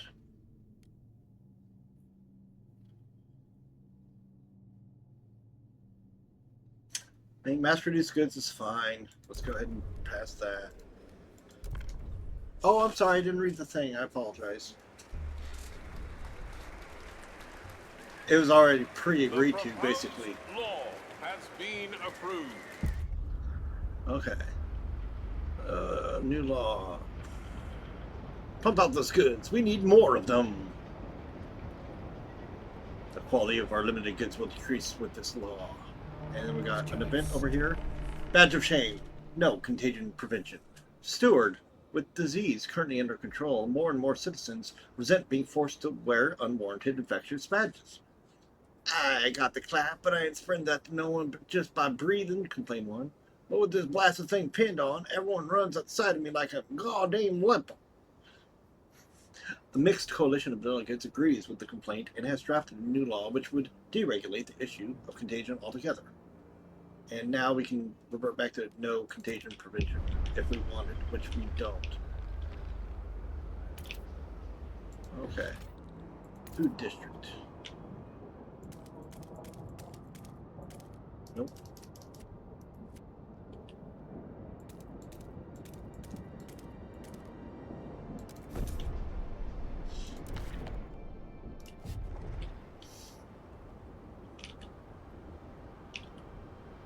What? Okay, that's still... Okay, we got basically 5 weeks left on that exploration.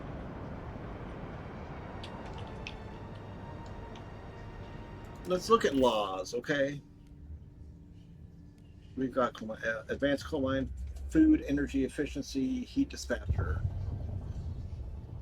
Advanced actuated heat dispensing control center where engineering teams use automated actuators to tune up district heating, boosting. Okay, or heat dispatching control center where engineering teams monitor and optimize district heating. It's 400 workforce, but 20 heat demand. Does that mean it lowers? Okay, wait.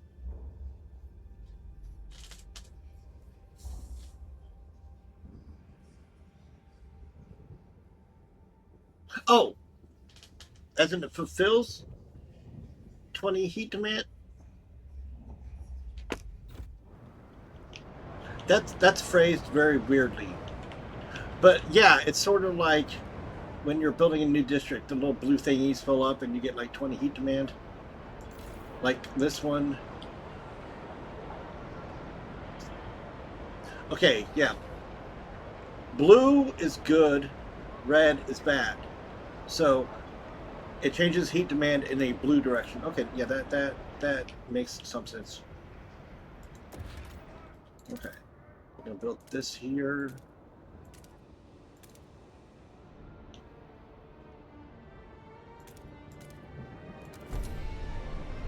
No, I don't want to build this out. So 27 more heat stamps. That should be done soon. Oh, wait a minute. I forgot to switch this over.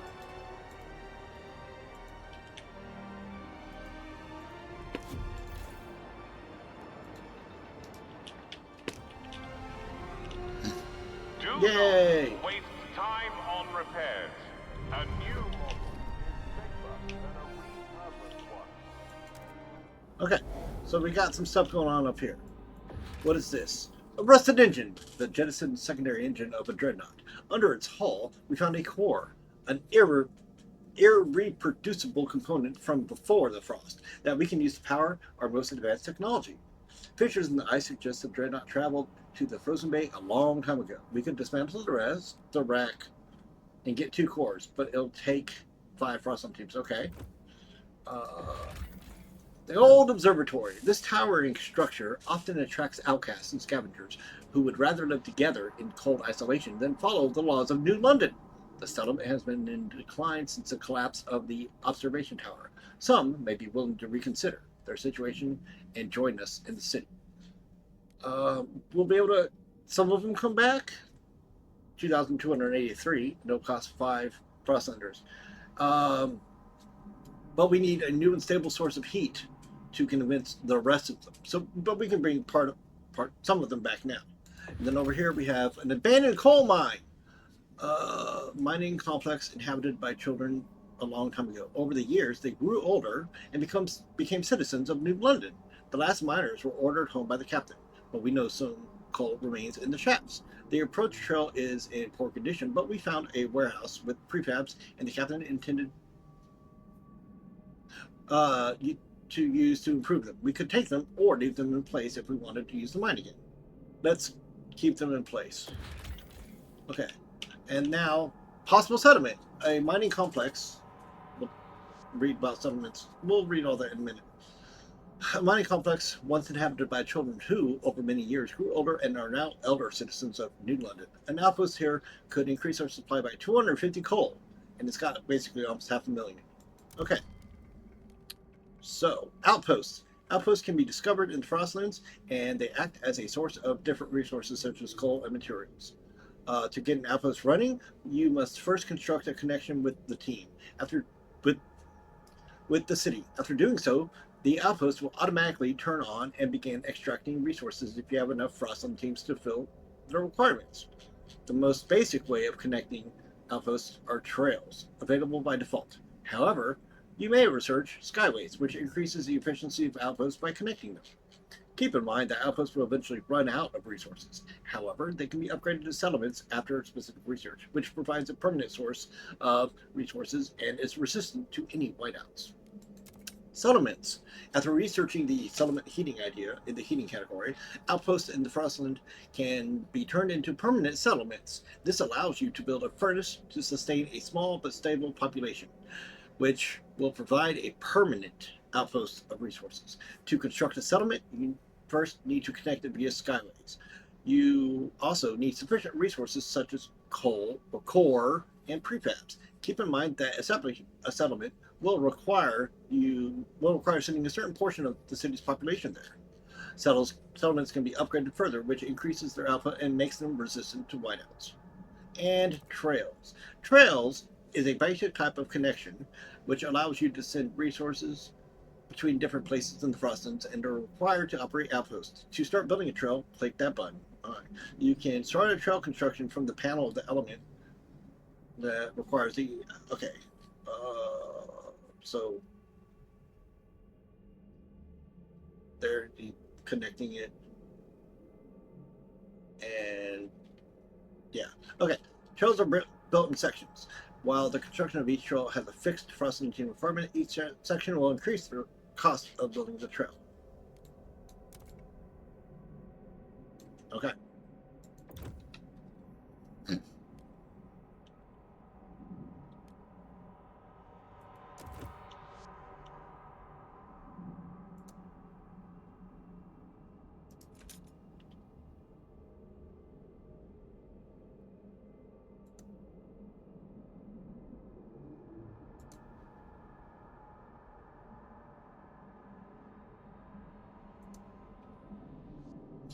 $75 monies to connect that.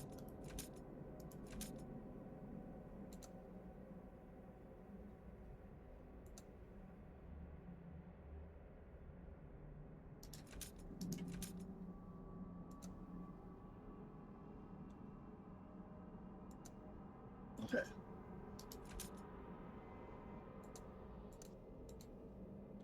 No.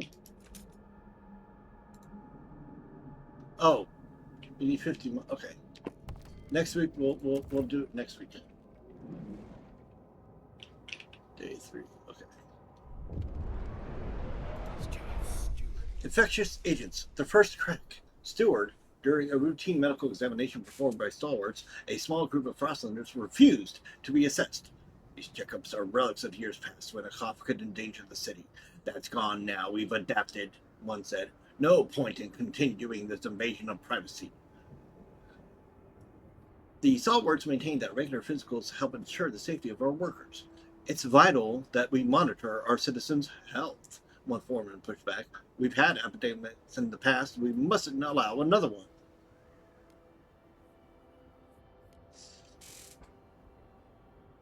You know what? Frostlanders are dumb.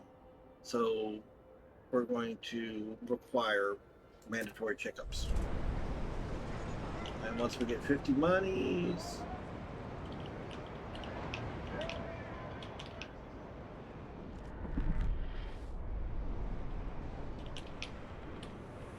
Okay.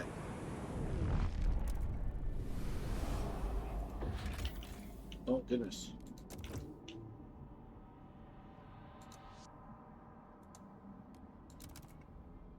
Okay, now they're building that. We've got 5 left. So let's dismantle the wreck.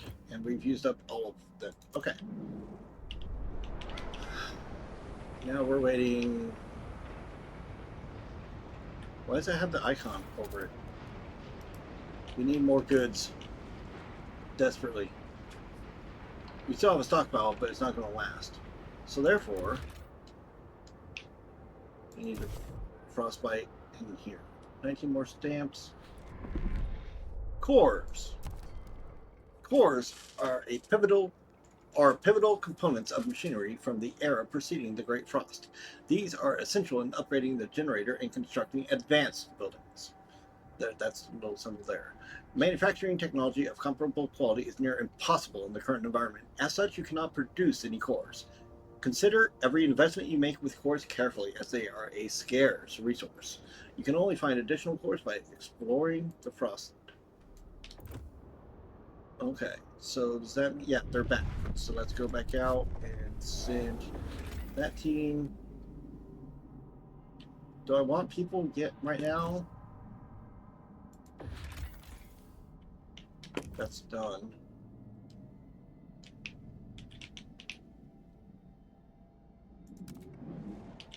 We've got. We're not short on workers, so.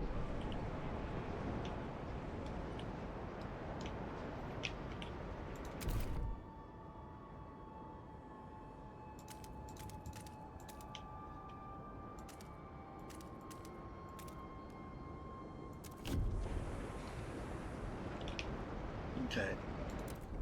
Let's go explore the frozen bay.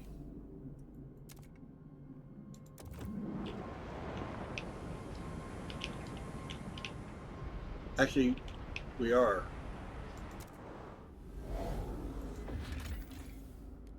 Alright, bring those people back.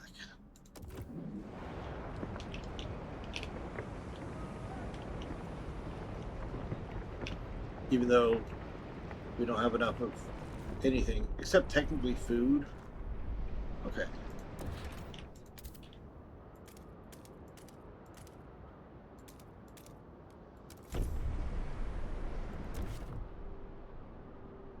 Five more heat stamps. Doing 16 a week. And now we got people. Okay. We'll be able to do that next week, I think. Wait, didn't I build new housing? What's going on here? Looming cold problems in the city. As the captain's authority weakened, different groups started pulling the city in their own direction. New London grew overpopulated. Whiteouts ruined expansion attempts, and now coal is finally running out. Without heat and shelter, people will start freezing to death. Although the captain warned you before passing, people are anxious. You're not up to the task. Prove them wrong, Stuart. Cold has risen to concerning level. Wait a minute. Cold's... Oh, because shelter. Yeah, yeah, that's what I'm working on, yo. 50 heat stamps. Okay.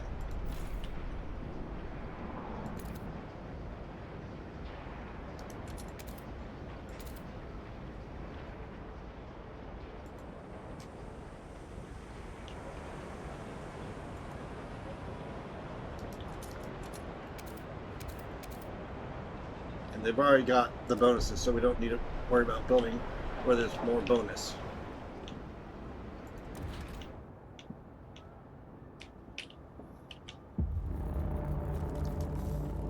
Great. Now it's colder season. Will soon hit us. Prepare accordingly. 61 more heat stamps, so 80.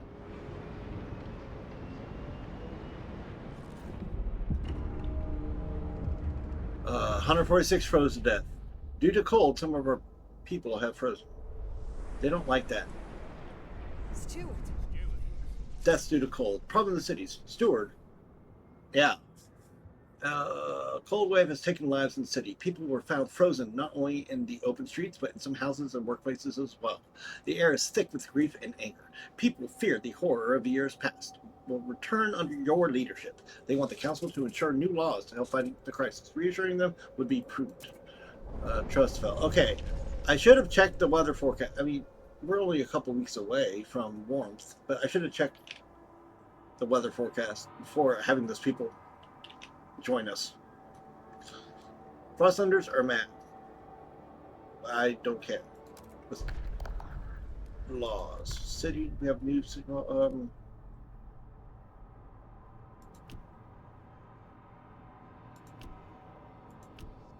Alright, let's free essentials. That'll help a little bit.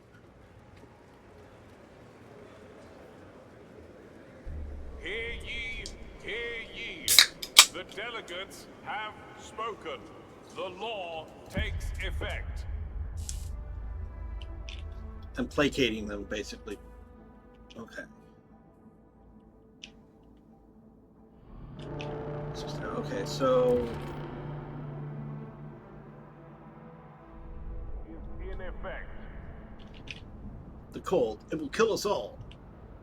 Yeah.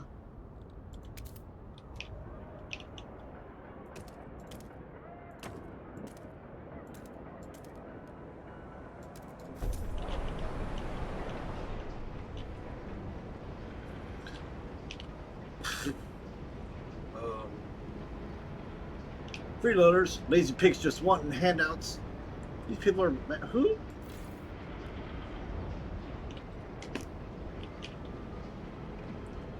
Okay.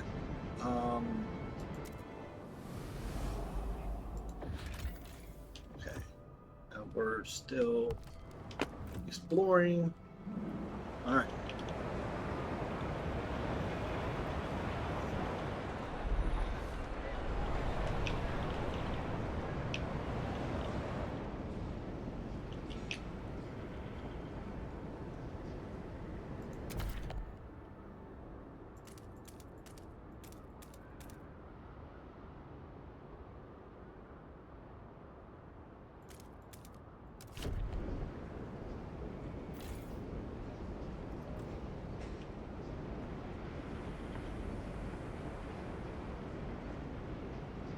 Oh, we need more goods.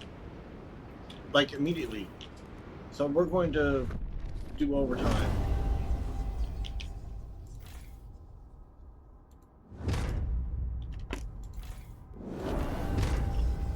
Now we have... That's incorrect. Okay, so...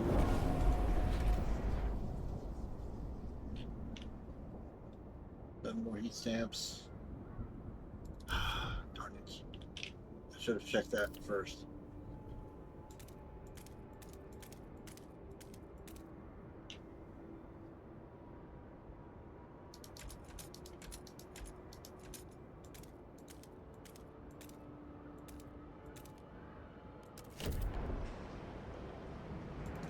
What? Ruby King, 27, apothecary, daring to dream.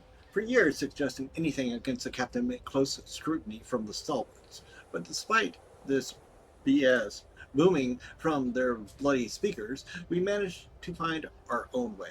Kept to our principles, stayed frugal, put family first, watch out for our neighbors, continued our traditions. Now we have a council. Maybe it's time for us to stop dreaming and make a change.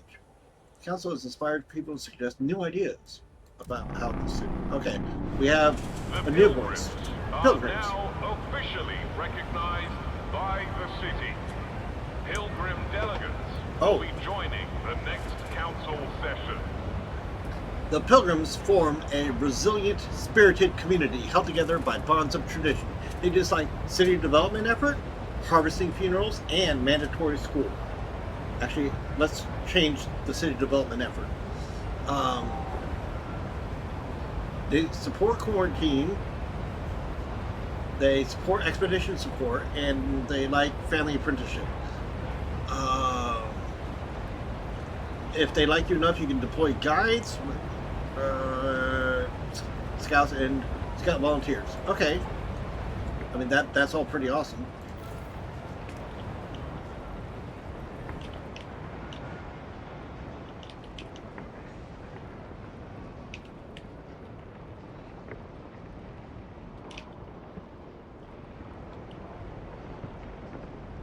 Where? Oh.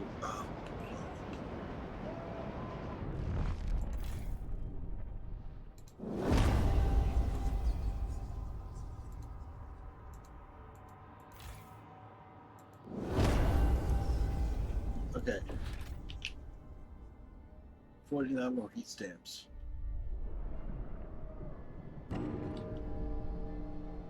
"17 people died and 26 got injured during emergency shifts." Oh well. 17 more heat stamps. 10 registered as sick.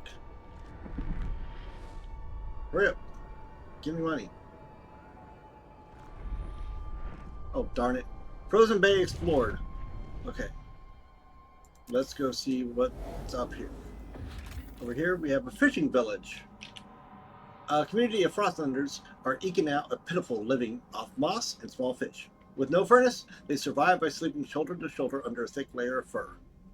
There's 1,949 of them. We don't want more people right now. And the others. In a cavern near the bay, we found a disturbing sight. Bodies in sturdy frozen gear, neatly laid side by side and left to freeze, with black oil markings covering their eyes. A ghastly burial ritual? A map suggests they were heading to an old machine somewhere by the desolate coast. A machine would require a fuel source. Okay, neat. So we have 15. We can send it here.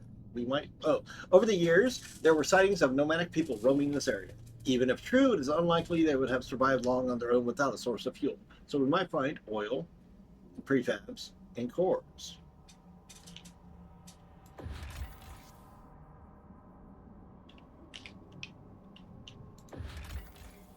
Here we might find coal, but we don't have enough people.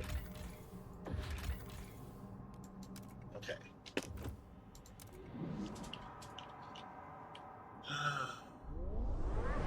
Okay. No, I need dust coal mine. Okay. Open. Report for amputation without delay. Stuart. Yeah, shut up. Stuart.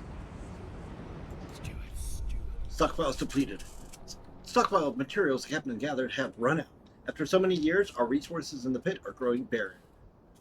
Current output will satisfy some of the demands, but problems will mount over time. We must reach new deposits, otherwise the city and us will suffer. Okay, you know what? That's prefabs in it. Darn it. Okay.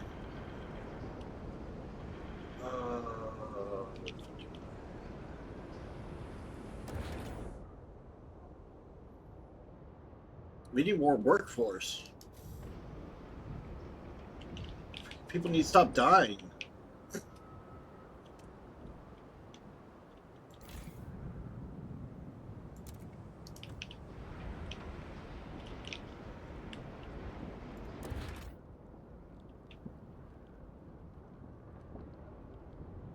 Okay.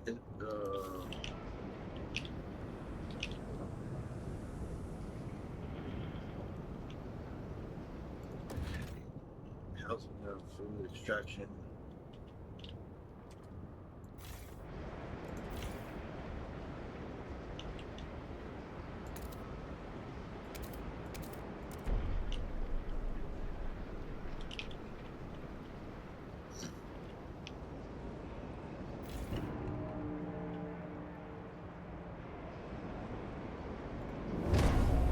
No, don't. Oh, okay, never mind. I am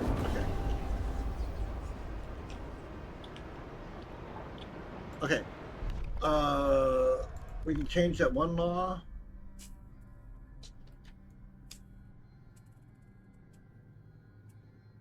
One moment.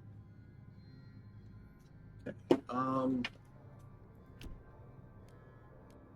We'll change this to heat pipe watch. Everyone must inspect the heat pipes in their places of residence, spotting and fixing minor heat leakages around the city. Heat demand is decreased.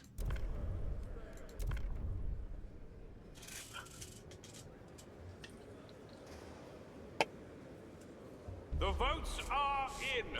The measure fails. Idiots!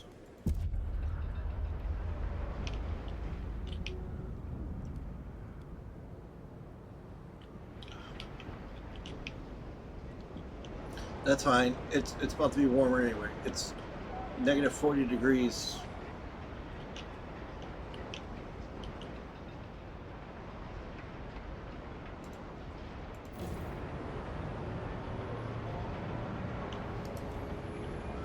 Okay, it's warming up. Is it not? No, it's so far. Okay.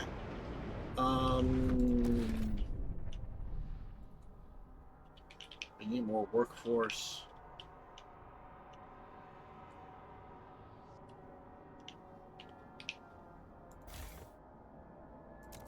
Gotta go get those people. No, that's the wrong thing.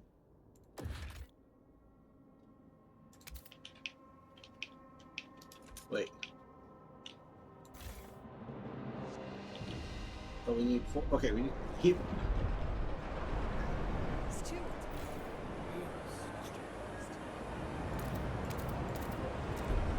Guess what? Heat stamps. Pilgrim suggests action. Steward, we're struggling with heat stamps. A group of pilgrims have come forward with an idea of how to solve it. We should pass durable goods. Let us pursue it, and the city will benefit.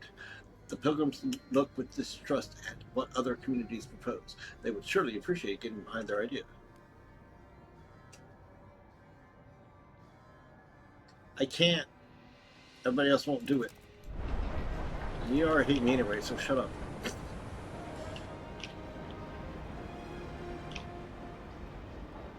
Okay, I keep hitting that for some reason. Mark the T-stamps. Okay.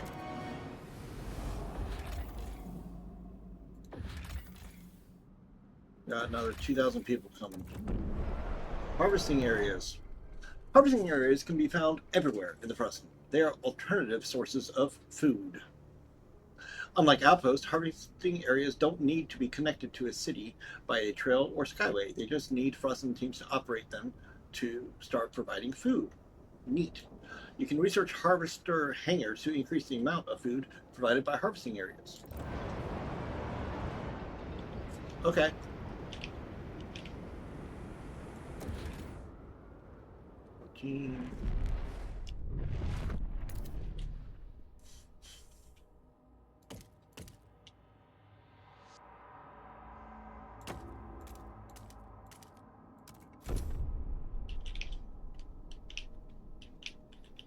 Producing enough goods now. Stop that. Oh, that was producing the wrong thing. All this time. We need 50 heat stamps. Alright. We're back to warmth. It's only 30 below.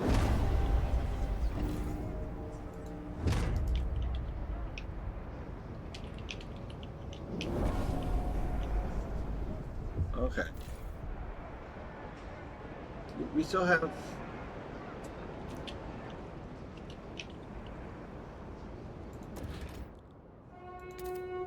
This week's free essentials allocation is available for collection at your assigned city warehouse. That'll help a lot.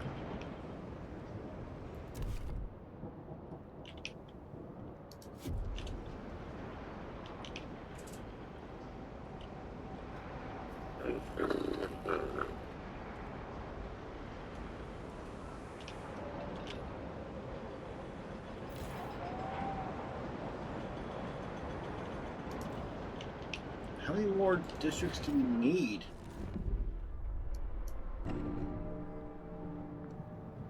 More heat stamp.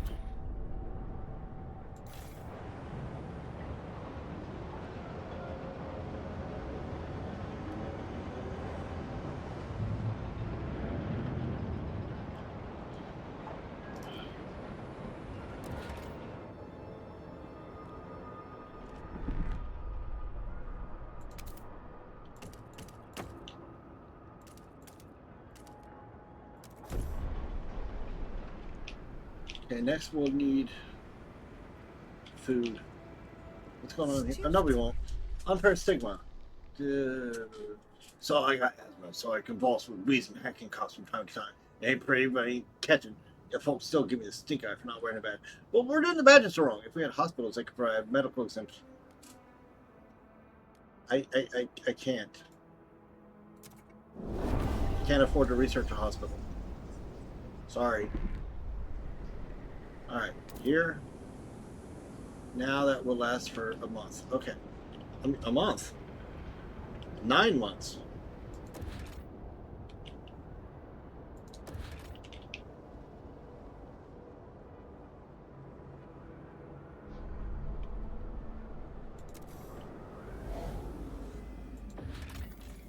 Oh, goodness gracious.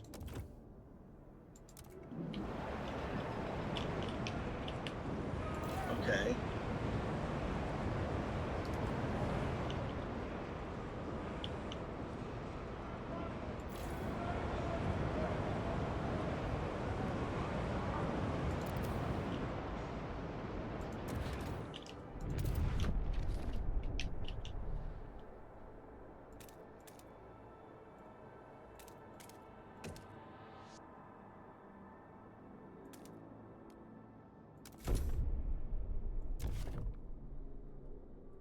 more heat stamps.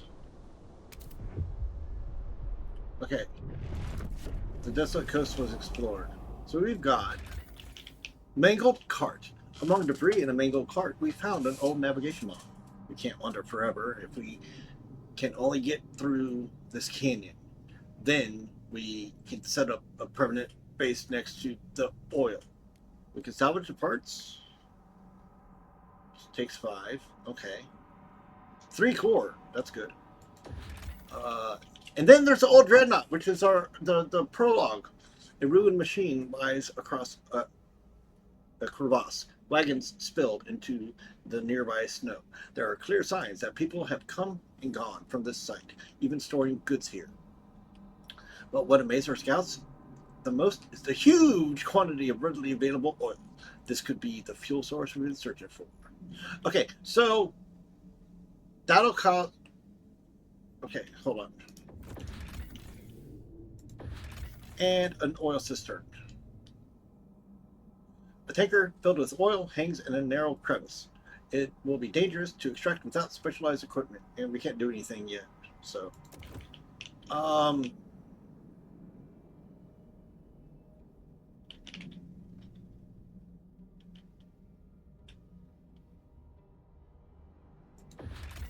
let's get that first.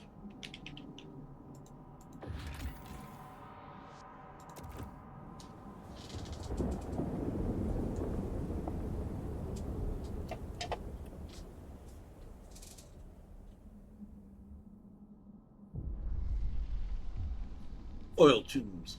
On the broken shore lies an old derelict dreadnought. It seems to have been upgraded to run on oil as it rests beside rich deposits. Perhaps the site was a refueling station, but deep in the black pools lie rows of frozen bodies, wrapped in shrouds and placed in the still wells. Our scouts shudder at the sight. Those oil deposits would surely solve our fuel needs, but we would have to desecrate the graves to access them all.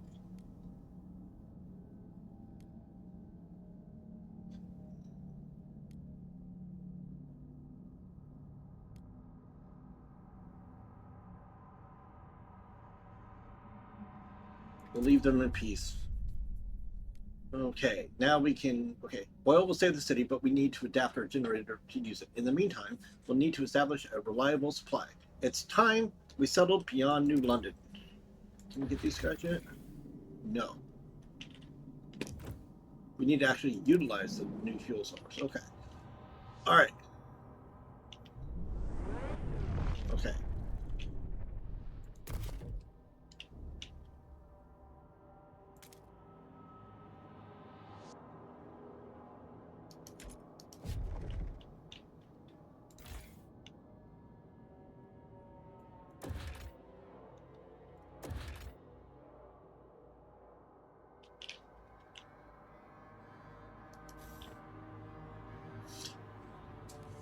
Okay, let's look at laws.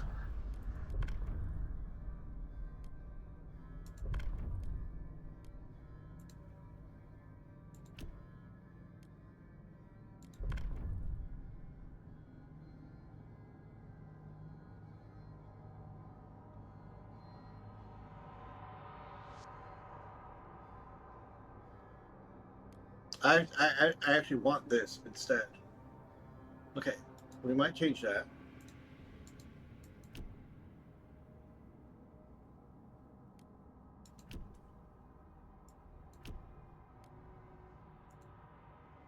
Oh no. Okay.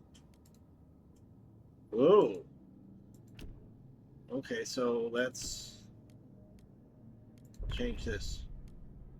Supported by pilgrims and frosthunters.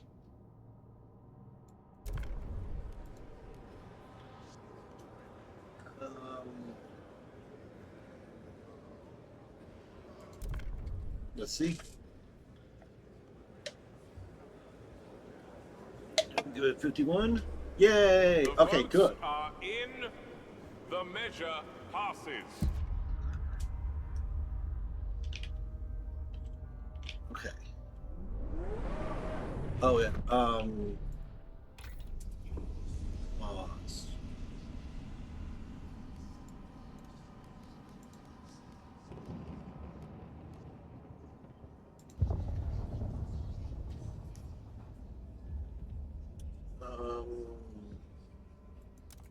Emergency bonus to increase competition. City will allocate special bonuses to people.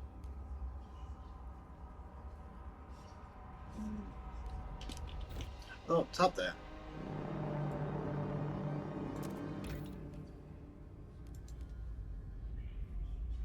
Hospitals.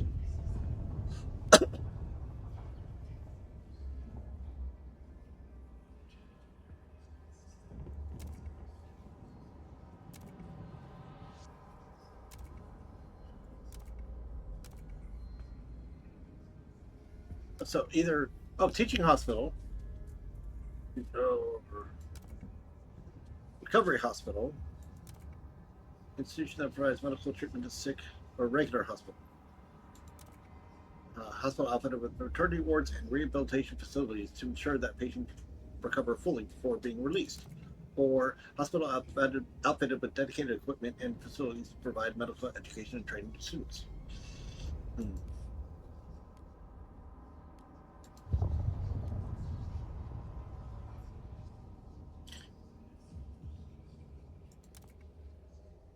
Unproductive techniques. Material demand slightly decreased. Production from all. I like that. Who's this? Stalwarts. Yeah. Yeah. Put the bums to work.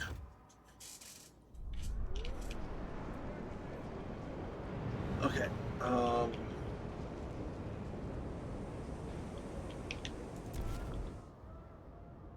One more heat sample. 14 died and 22 got. What am I doing? That's. Oh, okay.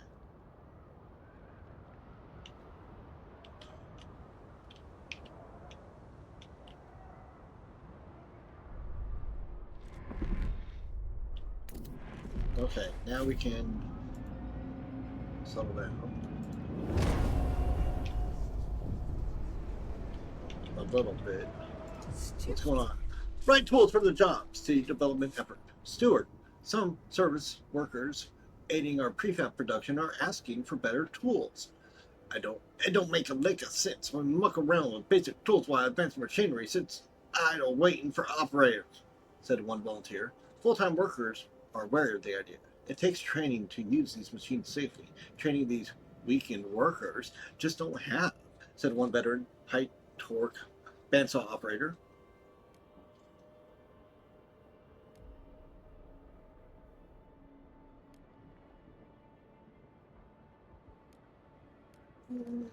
No, don't. I don't care. Yeah.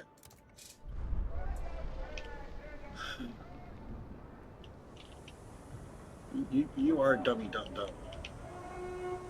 Do not succumb to wasteful fashion. A well-made coat is always in style.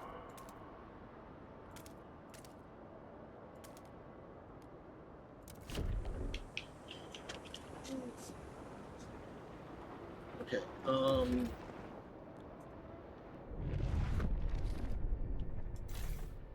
These are goods, so let's make goods stockpile.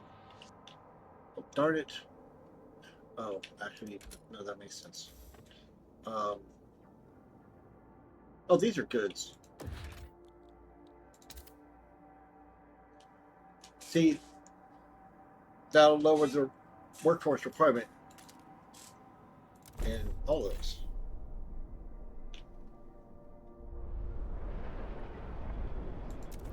What's going on? Okay, we have 10, and we're not doing anything, right? Wait, there's nothing we can do, right? Ruin machine. Okay, we're not going to do this yet. Well, actually, yeah, we can go ahead.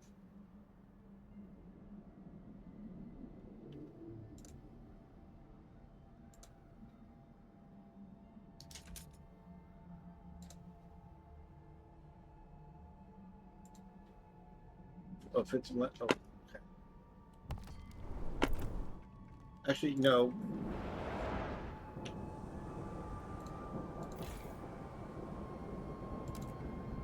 Okay. Okay, there.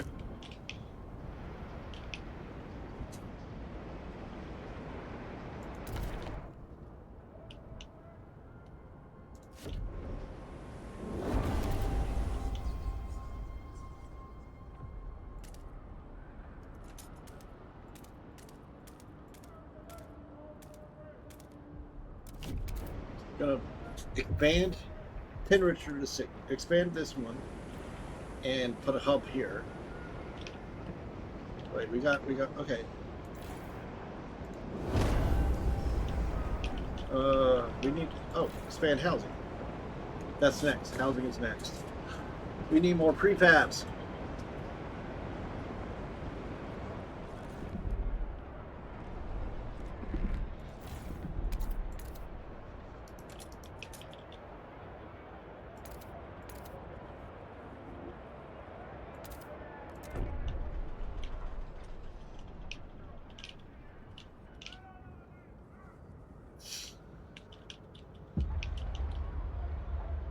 Don't consider vote unproductive.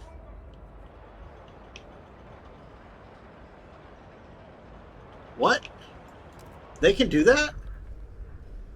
Oh, I forgot to.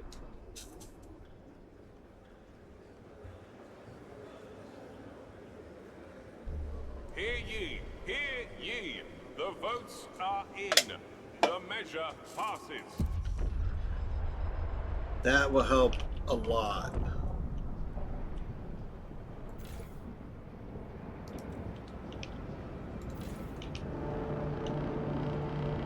Take note. A new rule enters into force. Okay.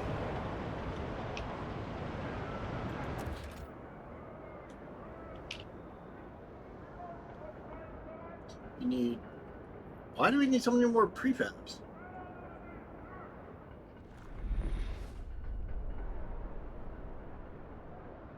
Oh, prefab.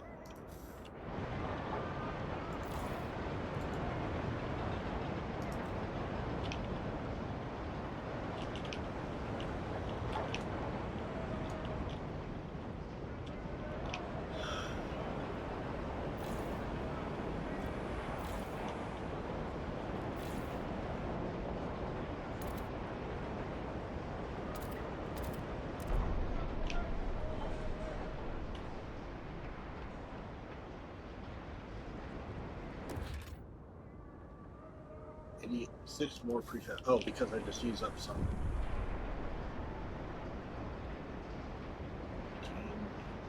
So, just a few weeks. What's going on here? Ollie Sharp, 27, entrepreneur, sweeping the stairs of his shop.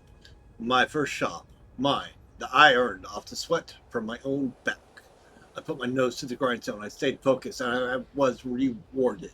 The city is slowly proving to be a haven for merit and hard work. Next, I'll buy out the shop around the corner. I'll expand. There will be an Ollie's outlet at every corner. Mark my words. I'll show them my worth, and I'll charge them accordingly. We made steps toward the merit cornerstone. We got enough money, we can do more research.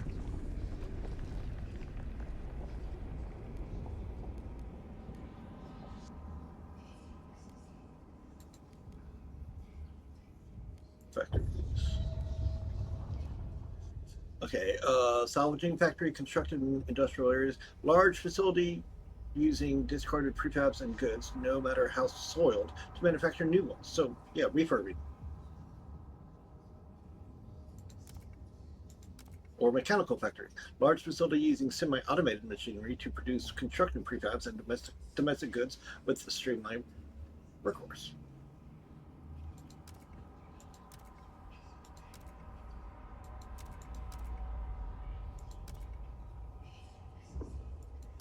Okay, do stalwarts or New Londoners?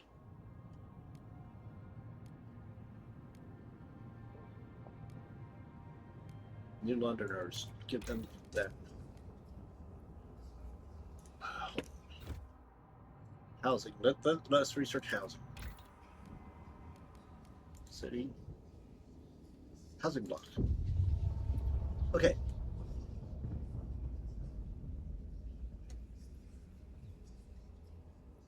Oh yeah, Pilgrims Hate Me. Subsidized housing block constructed in these districts. Okay, residential tower providing functional shelter with basic amenities to workers and their families, supported by the city. Okay. Dense housing block from the stalwarts. Residential tower providing compact shelter with low sanitation to the masses, keeping them off the street and out of sight. Okay. Housing block, construct a residential tower designed to provide shelter to a large number of citizens in a limited amount of space. Okay. Um,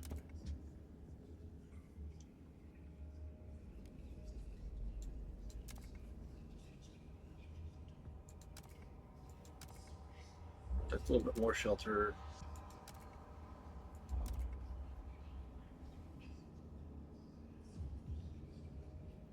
Force requirement.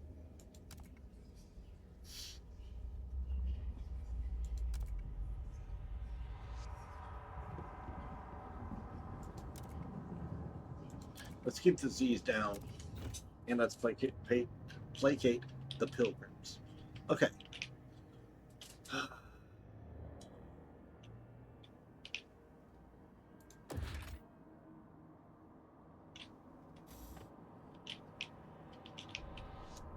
Oh, we're going to run out soon.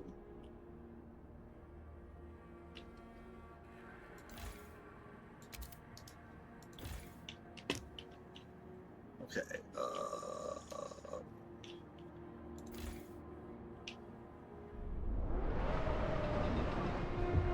Do not complain about maintenance duty of the unproductive. You only have yourselves to blame.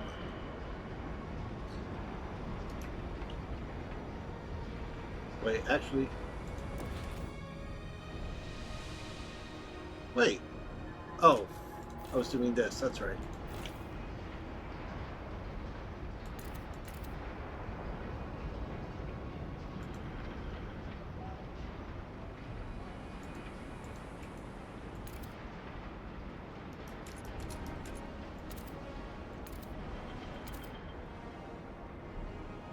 That's good for heat.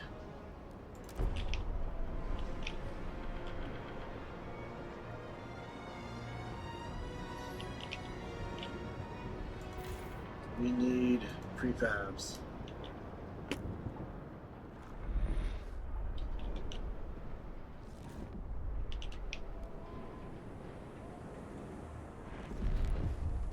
Crime!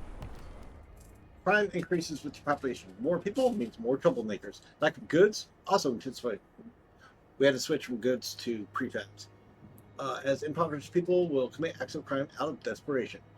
Guard squads and satisfying demand for goods are the main ways of combating crime. You can strengthen these methods or provide new ones in the idea tree and council. High crime increases tension and reduces population growth. Crime also causes various recurring events, which include injuries, deaths, tension increase, or citizens joining factions out of desperation. Crime in the city. The crime problem in New London continues to worsen. Scarcity of goods may drive people to acts of crime when they don't see other ways to obtain necessities. Making goods available helps ensure people don't revert to a free-for-all. If they do, watch hours in prisons might become necessary. It's also worth examining if our laws are helping us fight crime. It may be more difficult to ensure order as the population rises. If crime runs rampant, people might be injured or killed. Tension will grow, and radicals among us will grow in popularity. We'd best ensure that doesn't happen. Doesn't come to this. Okay. Crime is notable. Yeah. Okay, so we can switch back now.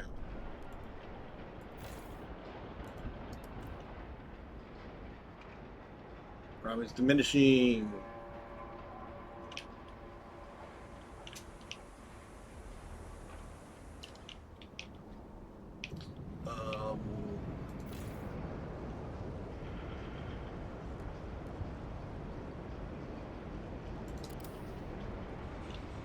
Okay. Good. Industrial district.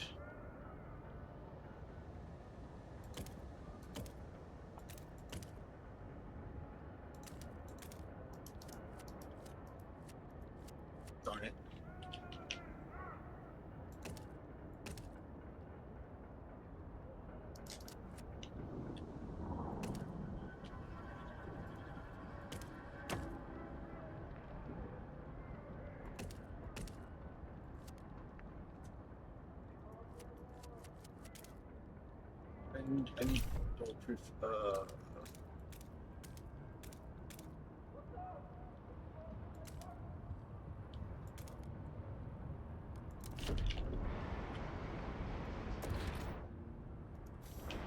Okay.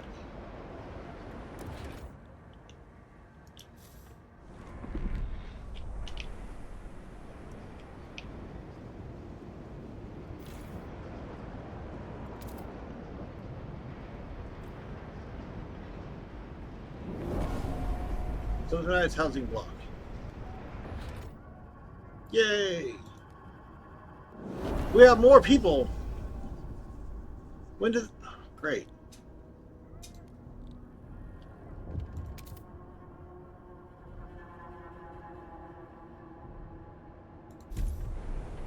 All right, what do you want? Deposits running low. Coal is running out. Stewart, some of the coal deposits in this district will soon run out. The stalwarts and New Londoners believe they can use explosives to access deeper veins of coal. The Frostlanders say we should send children for mist ore in the tighter tunnels. Some did this as kids themselves in the abandoned mines. They survived unscathed. Should we support these ideas?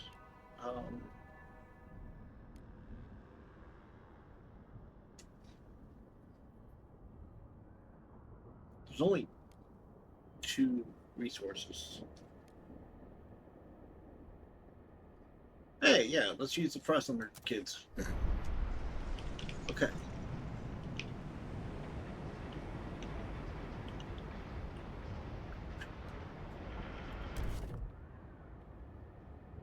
Getting more heat stamps. Okay.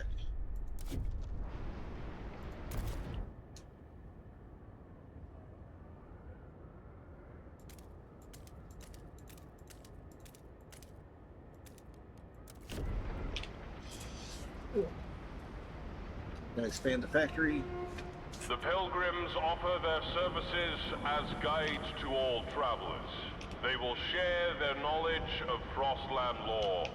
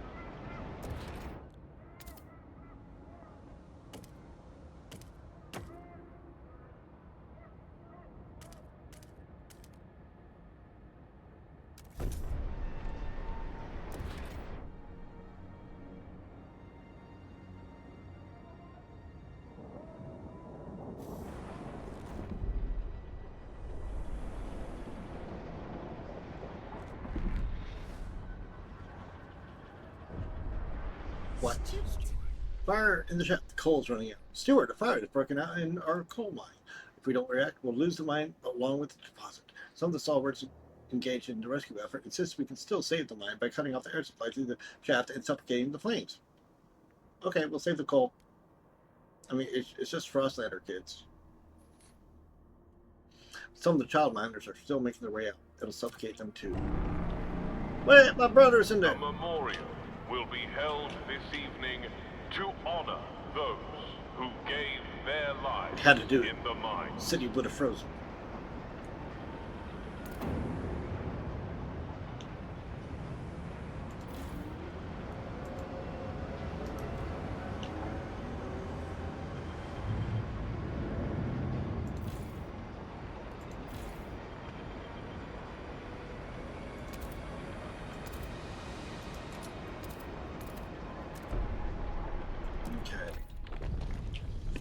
we have? Is that we? Okay, we can do another idea. Housing distribution. Mandatory crowding. Everyone is allocated the minimum living space required to meet their needs. People with more space are required to take in strangers. Merit-based housing. Housing is awarded based on how much one contributes to the city coffers. People who cannot afford to contribute remain unhoused. That's income and more shelter. And that's it. Oh, yeah. Let's do that. Okay.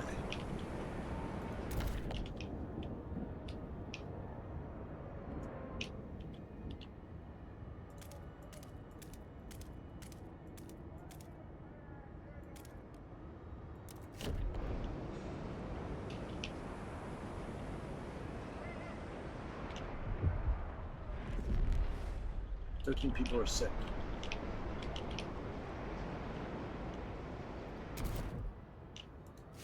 Oh no, I keep hitting that.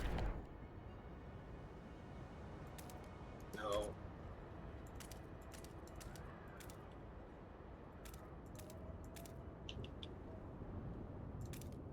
Okay.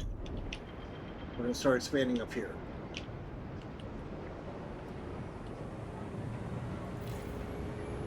Why did that switch? Oh, because the expansion put it back on default. Okay.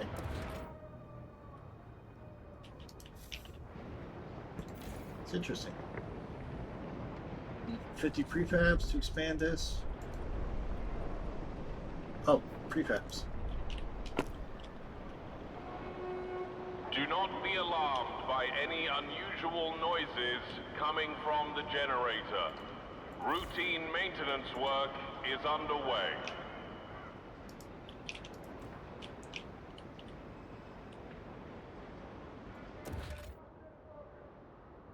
You know, more prefabs.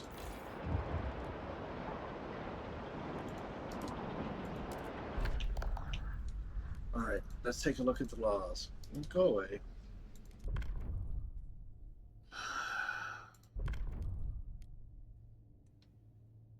Let's pass forge additives.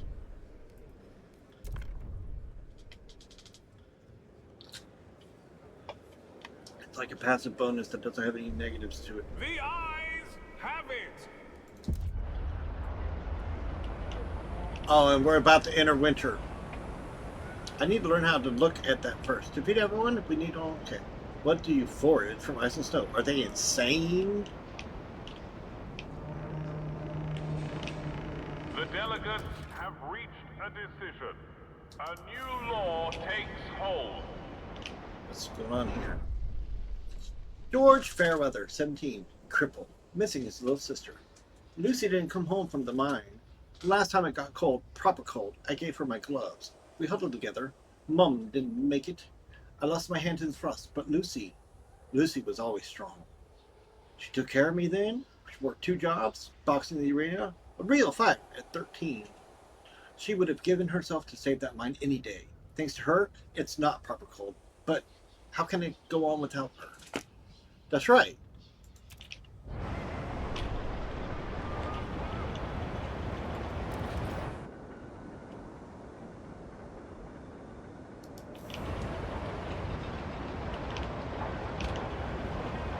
Okay,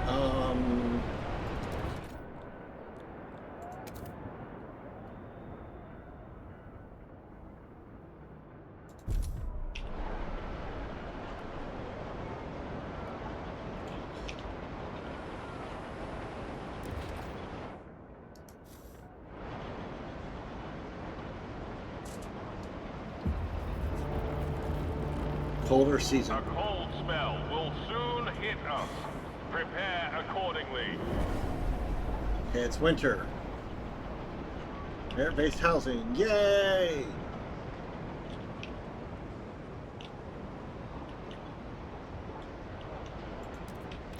Don't. 60 more prefabs. 41 a week. Okay. No, I keep 45 more prefabs.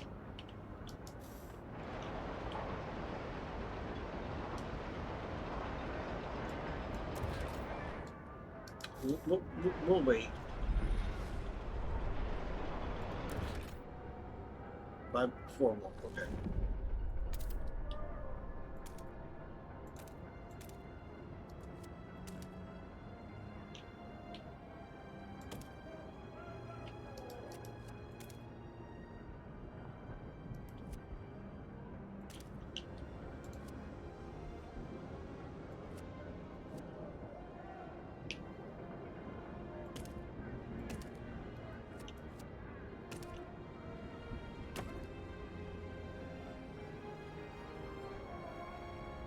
Interesting.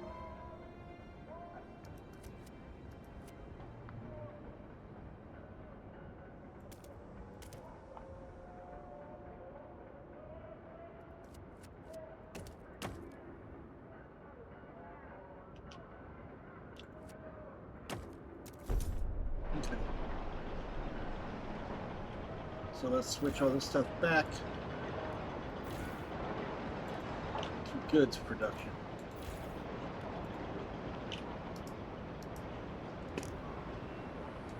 Okay, we're good.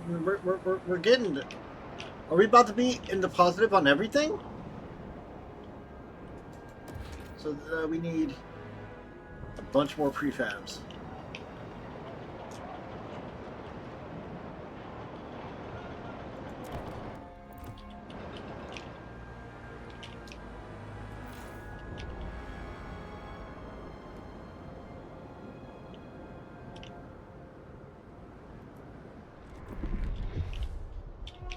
Six people have If returned. you're unsure whether foraged food additive is safe for consumption, consult your local scout office.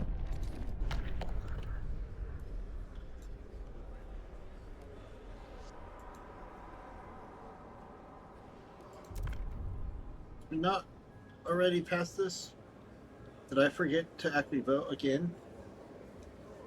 The delegates have spoken. The law is tabled. Steward. Overdue fix. Unproductive due maintenance.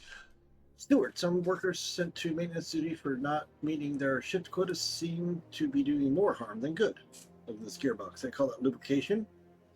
Good for nut and useless bunglers. A whole lot of complained Stephen Chores, an experienced foreman who reported and repaired many such bunglers. Someone ought to whip those foozlers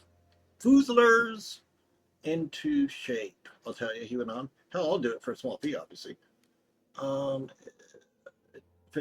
If this is what it takes to improve performance, we'll provision heat stamps. Yeah, well, yeah, that's fine.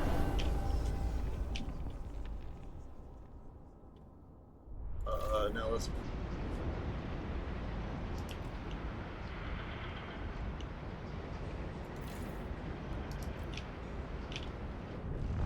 We're. Uh-oh. We're super low on coal.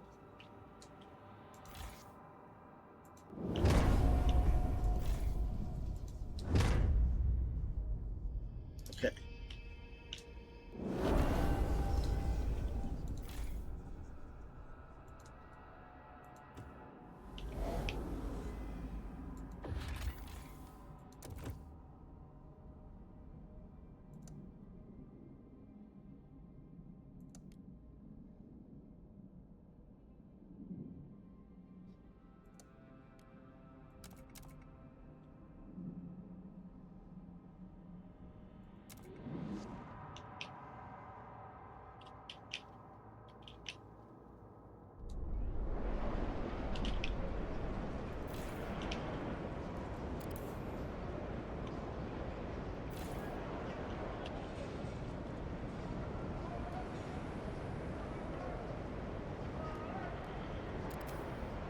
Okay.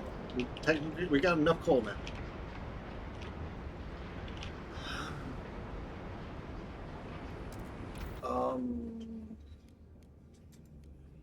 Society. Okay. How's houses, biowaste hothouses, constructing food district, industrial site hothouse where organic waste ferments in large vats, fertilizing revolving shelves of crops. Or chemical hothouses, industrial sized hothouses for chemical nutrients. Okay. That just, okay, I mean, that's nice, but worker shifts. Weather adjusted shifts to protect worker health.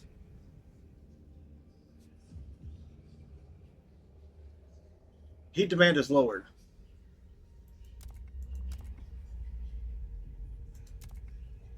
To put less pressure on workers, workplaces must keep machines powered around the clock. Okay.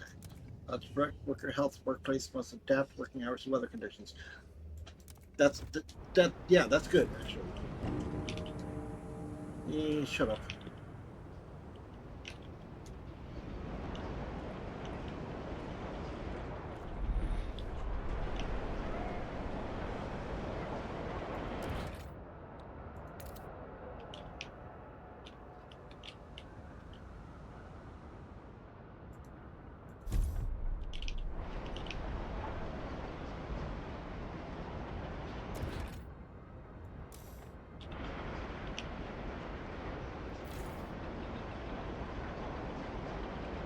Oh, we're adding stamps, okay.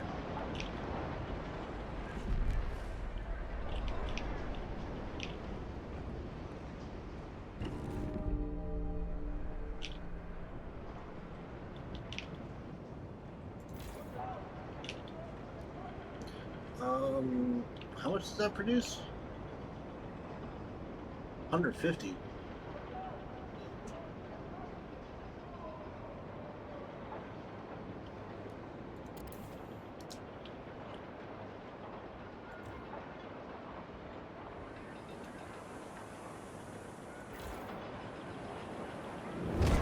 Okay, no, that's not.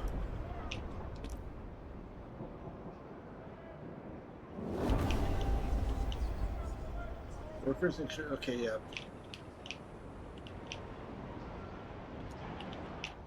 Oh, wait a minute. I was going to. Okay, extraction. What's this? Okay.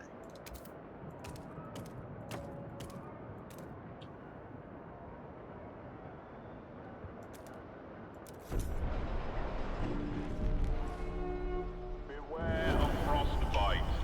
Keep your face Okay. and ears covered. Back on.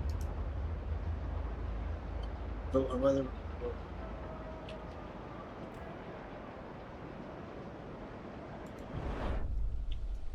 James Allen, 34, maintenance worker. Oiling machine, humming to himself.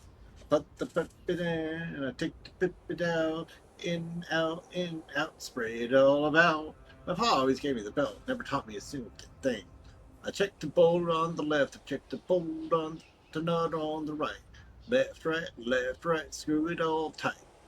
They told me I was good for nothing, but I'm good at this. I'm useful. You agreed to have Stephen Shores train the unproductive. Okay, yeah. Yay!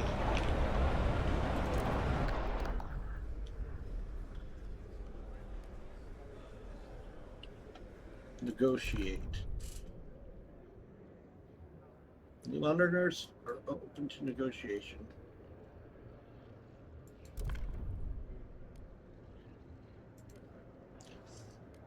Their terms. Enact mass produce. Okay, hold on.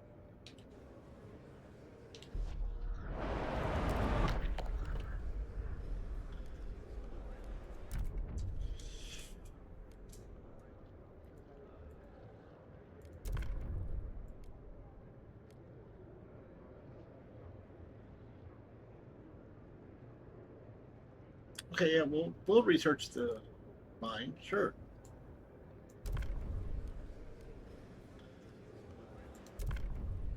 Democracy in action.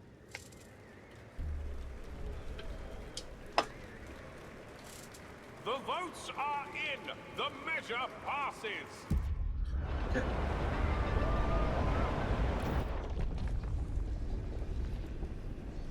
Advanced coal mines. Advanced shaft coal mine. Uh, operation using a large vertical shaft to allow more teams to mine coal at the same time. Or operation using high-powered explosive advanced blasting. Yeah. Is that who we promised?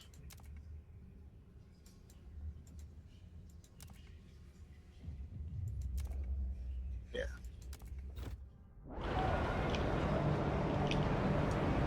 A law has passed in the council. Take heed.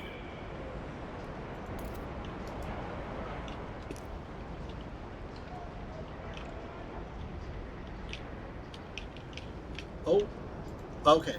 This stopped production.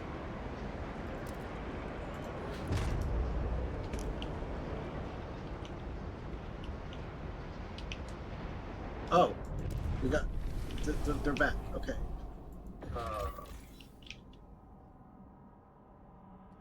First, oh, of course, 20. So therefore, let's get the second thing started.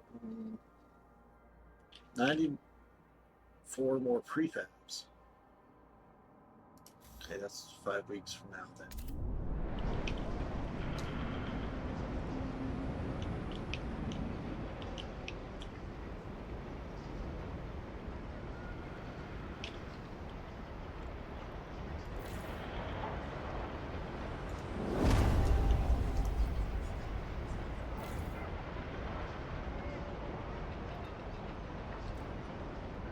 Wait a minute. 15 weeks remaining? 12 weeks remaining. Okay. I want to get that mined out.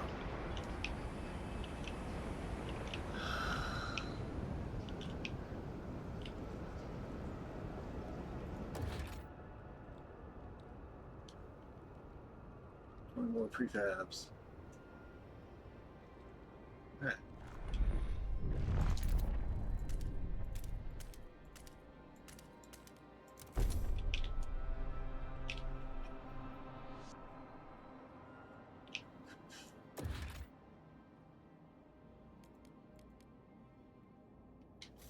Okay.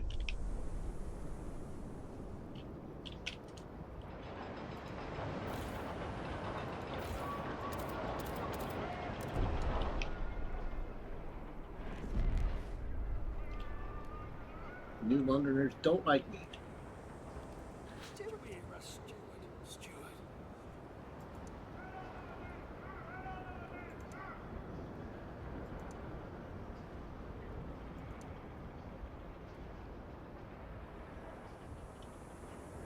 That's a lot of heat stamps.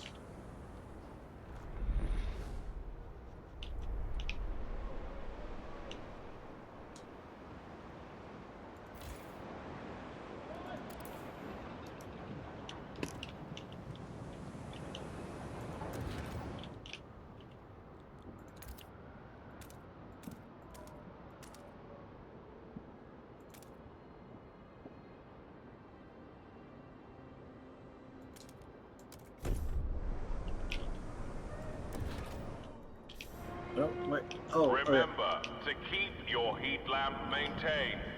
It might just save your life.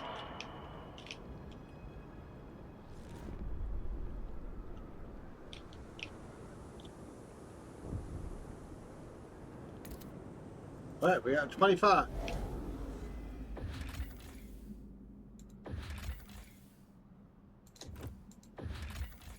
Okay.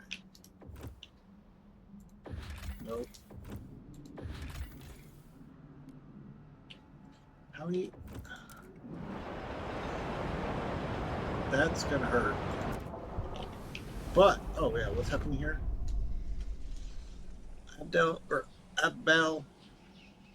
Abel, Abel, whatever. Smith, 51, beggar, holding a bowl of soup. Food, hot food, in exchange for nut. They could have just ignored me and discarded me. I would understand. Instead, they fed me, clothed me, smiled at me like I'm a person. Never thought I'd see the day when my city would provide for someone like me, someone who can only take. One day, I'll think done proper.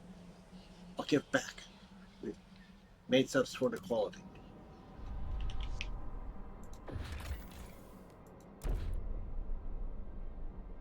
Okay. Transfers. You can transfer resources and population between a colony and a city. To send resources, open the panel. That's how you, yeah. Sending resources, any resource supply is limited by shipping capacity. It's displayed on the panel from both sides of the transfer. To increase shipping, you can construct skyways. Okay, click meet demand to prioritize fulfilling demands. Select the side of the transfer. The meet demand button appears when you hover. Okay. In case of fuel heat demand is one that can be met. Make sure generator turned on was deactivated. You can't meet demand because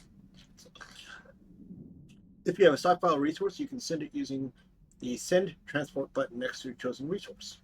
The button only appears when one side has applicable storage and the other has enough stockpile capacity.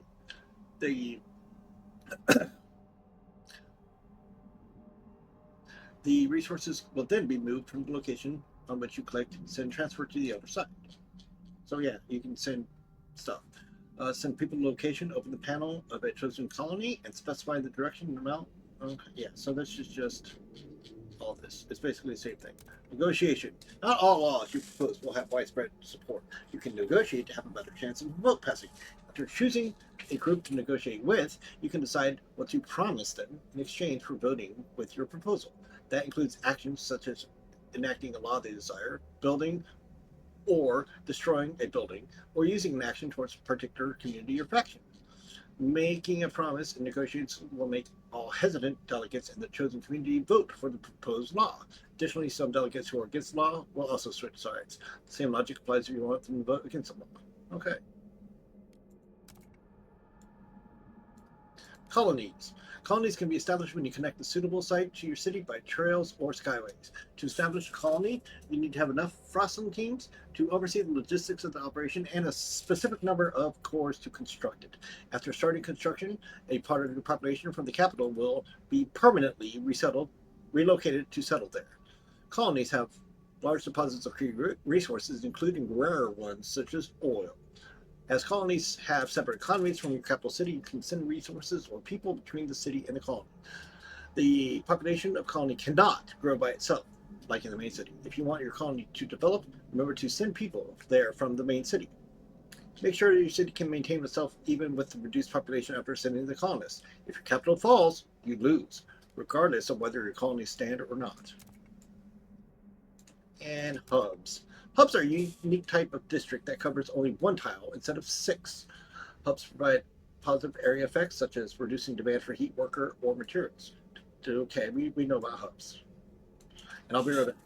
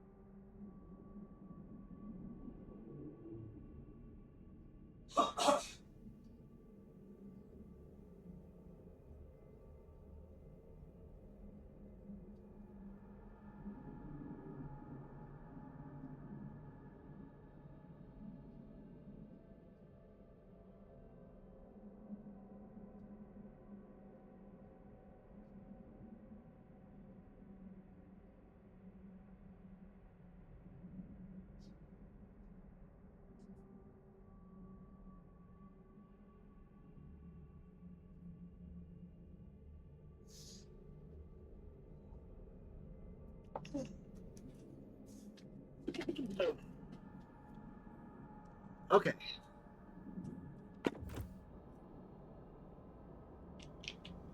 Actually, I'm turning the AC off. It's cool.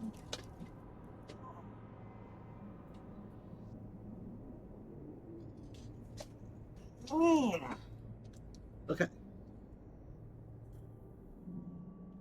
Now, can we bring these people in? No, we need to utilize the people source. Okay.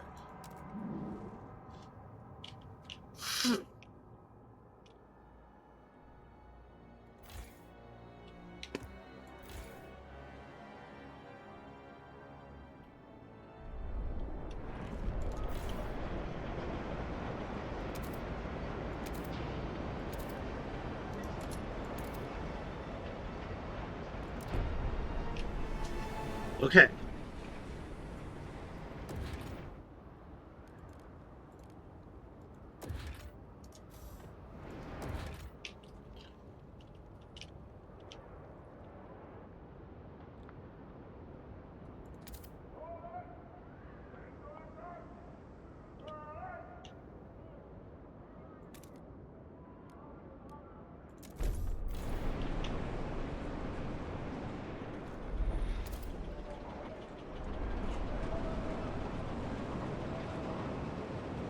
Fishing village is about to become depleted.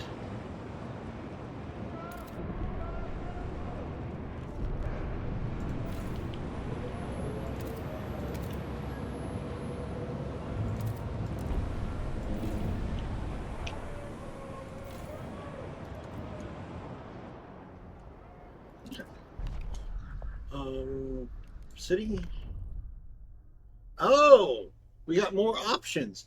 Okay, housing distribution.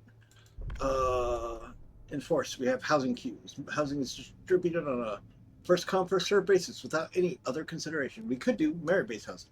Housing is awarded based on how much one contributes. People who cannot afford to contribute remain unhoused. Slightly for it. Okay. And maintenance duty. We want to keep that. Okay. What about the others? Work adjusted shifts. Everything new here. They are entirely against me.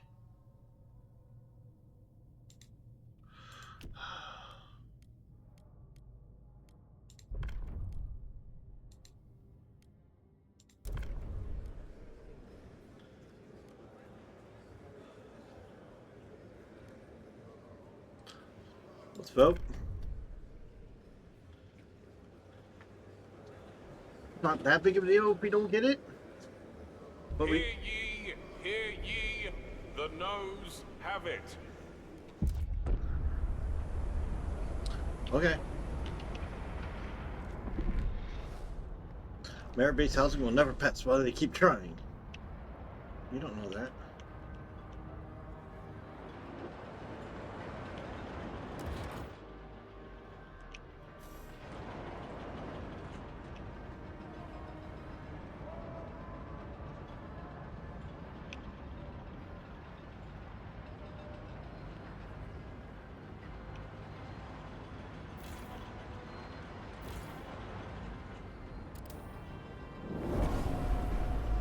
Emergency shifts. Okay.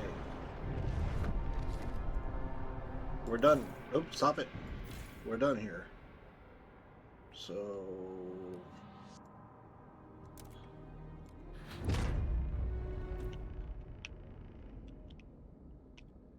Alright,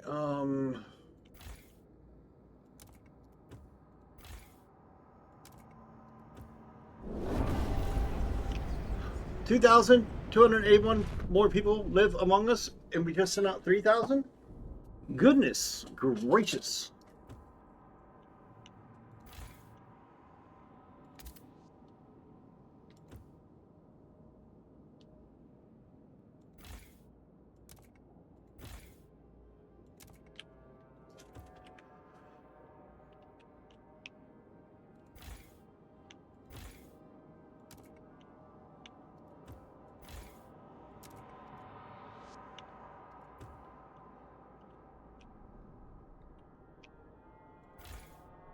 What is this? Spend food district. Okay, if we turn that off, because we only have 11 weeks of fuel.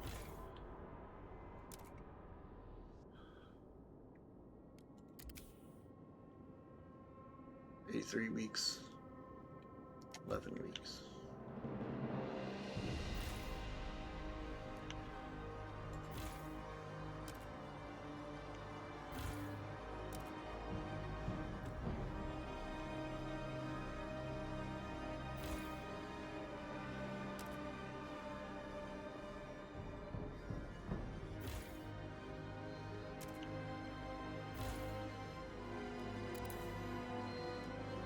What? Why did that not go down?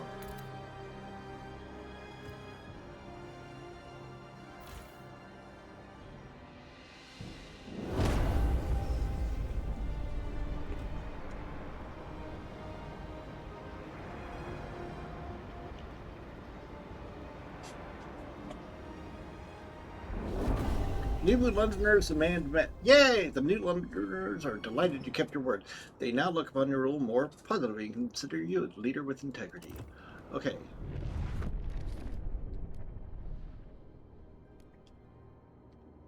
Neutral. Alright, let's research something more.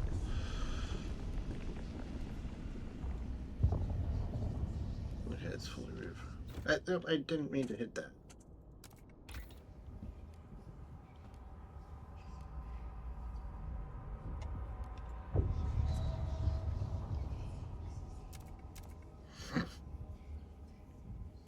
Actuated heat dispenser, or yeah, let's do that. We don't have enough money.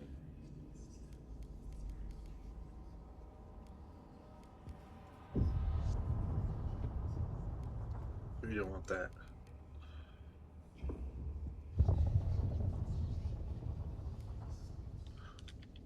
Okay, a network of cables connecting elevated stations will allow us to run suspended trains in the Frostland without having to worry about ice and snow. Okay, who likes us the least?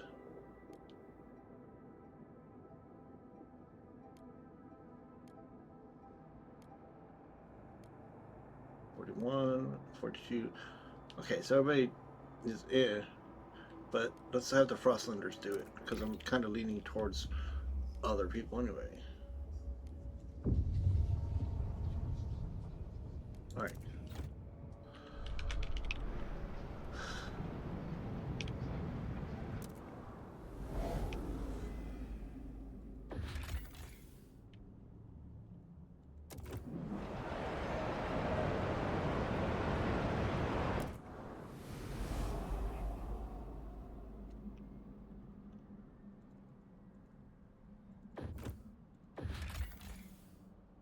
Instruction on 15 weeks. Okay.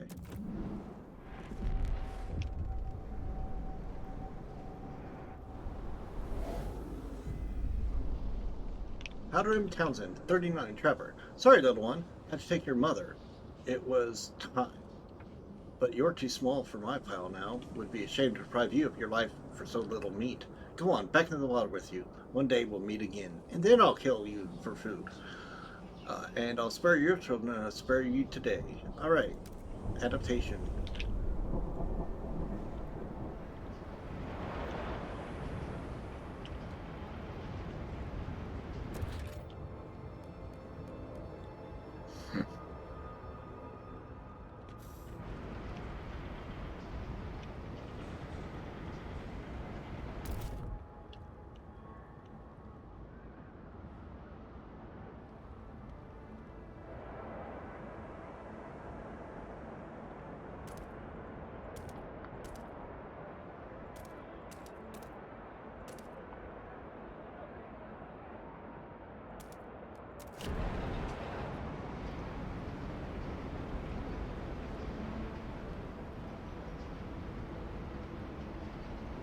I feel like there was another. Oh, never mind. Okay. Goods.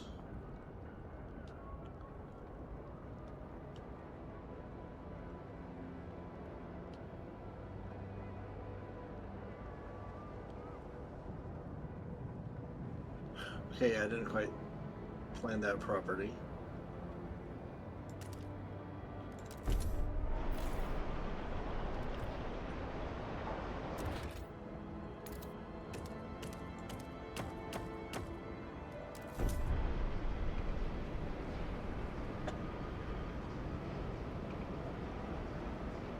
Five weeks. That's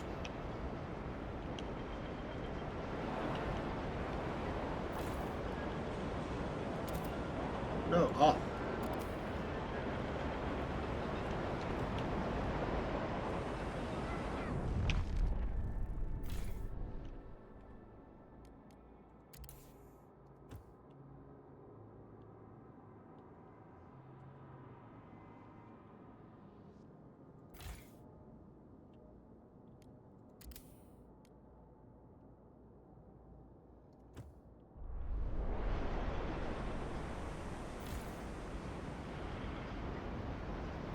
Do these not take heat?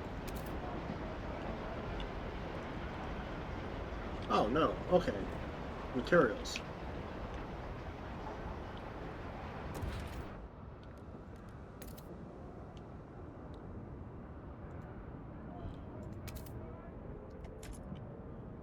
One more heat stamps.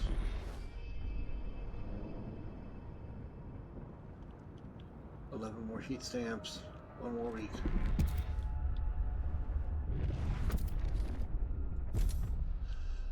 Okay, a new group has a presence at the old dreadnought. Okay.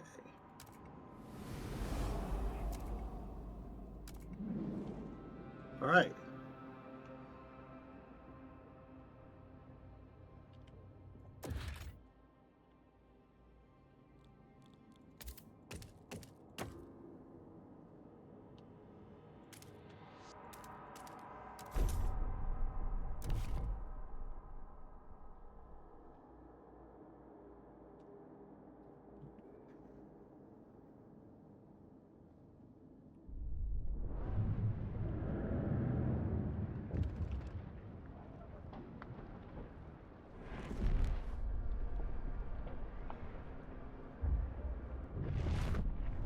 How's that on?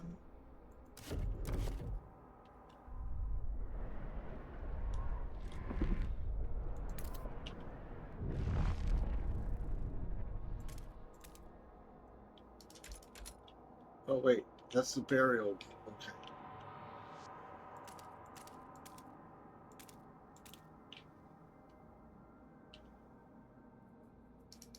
All right.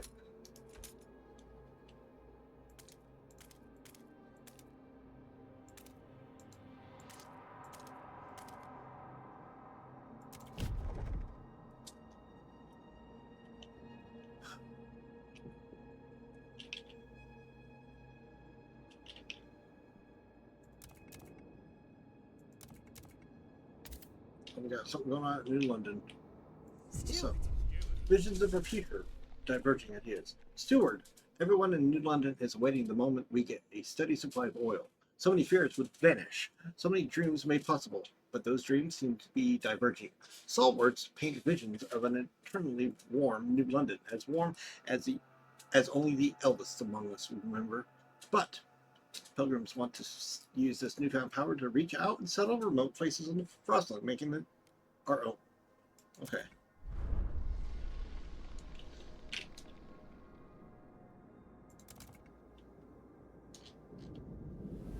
Wait a minute.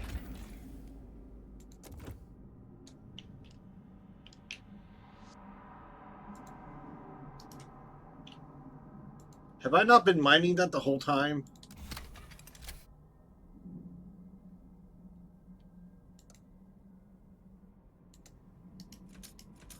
I'm confused.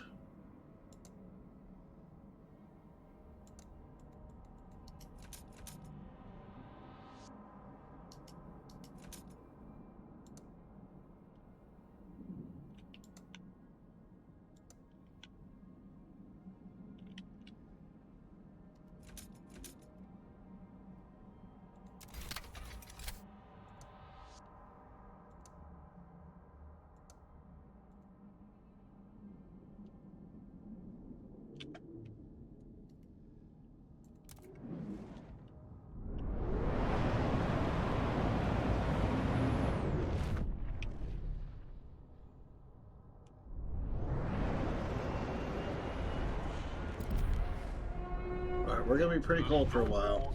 Encourage all citizens to join in their daily roll. Oops, sorry.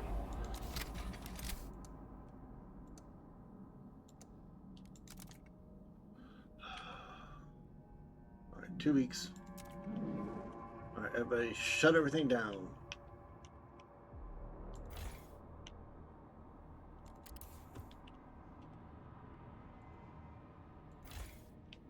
Except housing, obviously.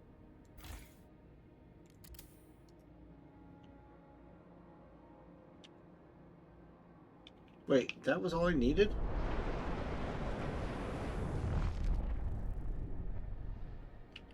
Oh, did that finish building?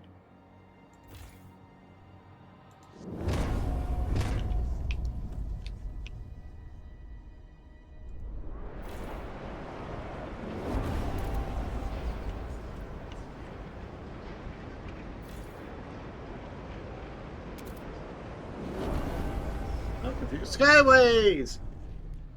So research, yay. Okay. Skyways are used to transport significant amounts of resources across the Frostland. Linking an outpost using skyways increases its resource output. Establishing a skyway connection also improves shipping capacity of resource transfer between your city and colonies. Those bonuses only apply if the entire connection from one location to another is constructed entirely of skyways. Like, do we have to get rid of trails? Okay.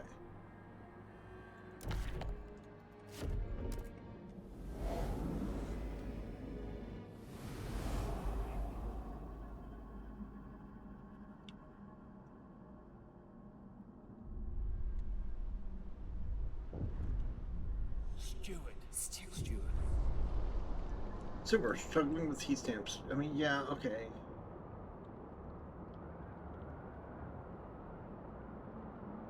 I can't yet. Okay.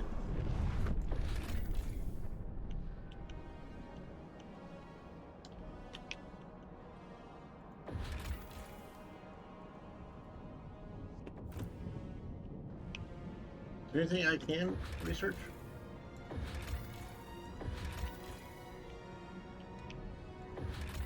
Okay, so no. So therefore I just shut one of these down.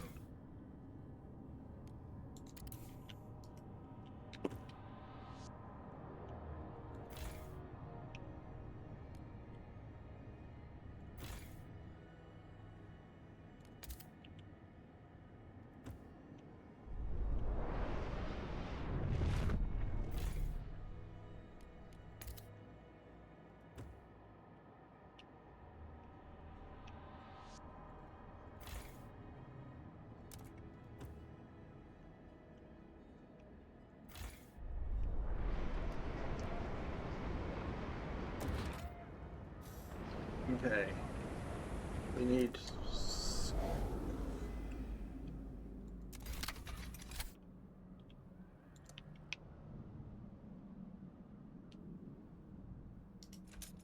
Okay, I can't even see how much it costs. Oh! We don't have any frosting tools.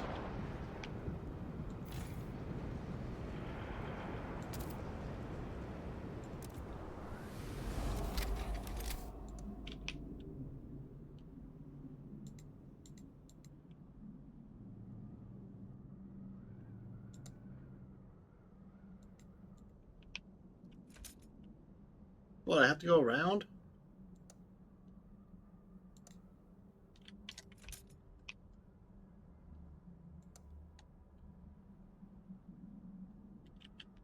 That's 100, okay.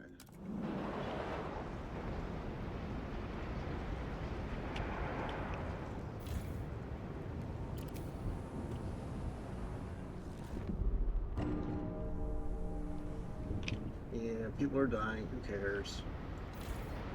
And this one is done.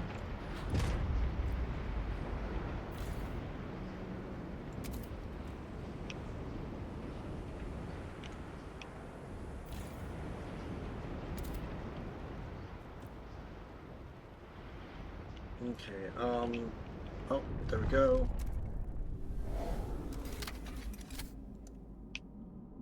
Oh, I haven't checked on the, oops.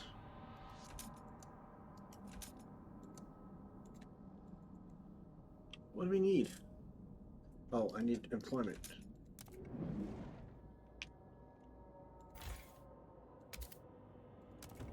Goodness gracious.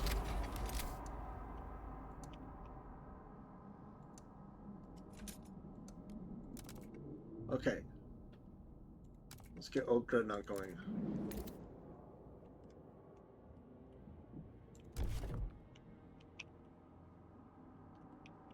I mean, I have... Okay, I guess I wasn't.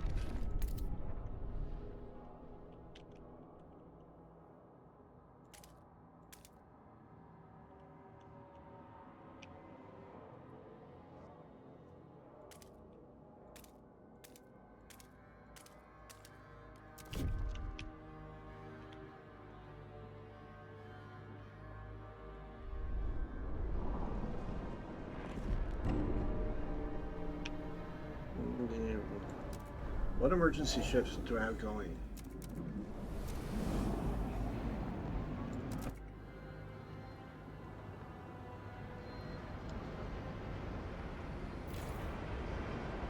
I need those.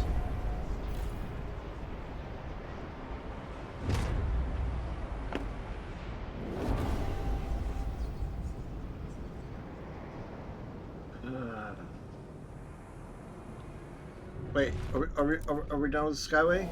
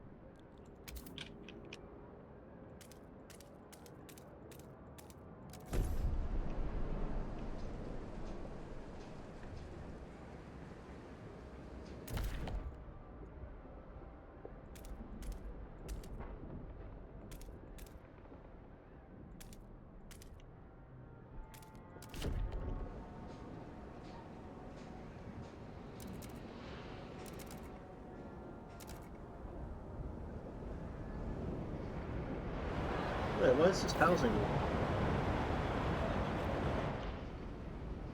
Well, I mean, it's fine. Help us keep you warm. Report all leaks and damages to the nearest maintenance office. Alright, let's get more. What logistics bay do? Vanguard, construction, okay. Oh, that'll help massively. Logistics bay where machines manufacture expedition equipment. No, I want that, absolutely. Pilgrims, you can do it.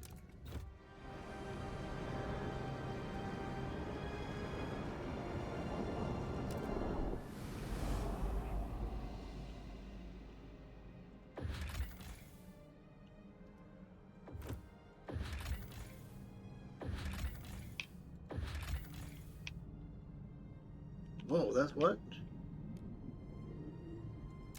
Okay, cool. We can explore there.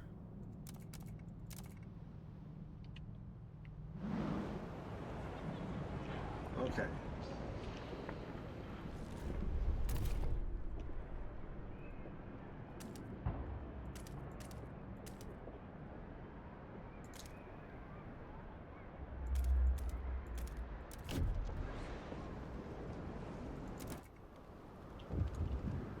What's going on here? Steward.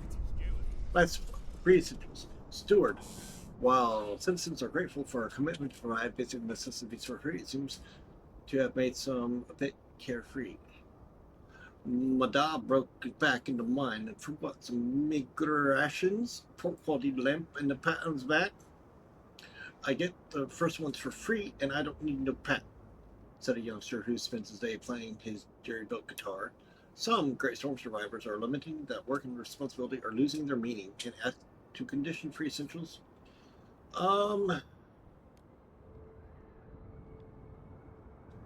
Layabouts return to work.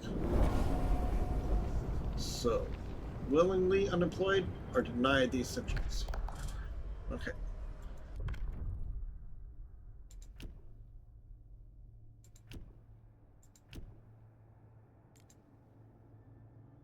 They hate me less.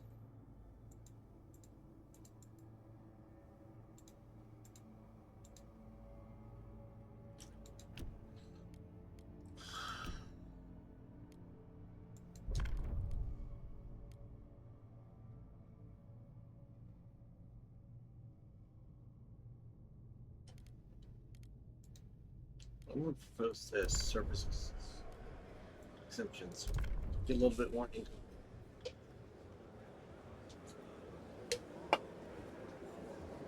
Yay! Hear ye! The eyes have it!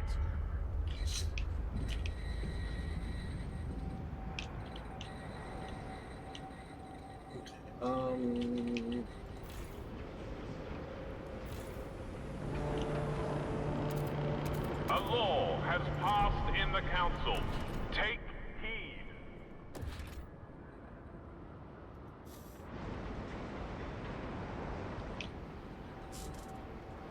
We're progressing.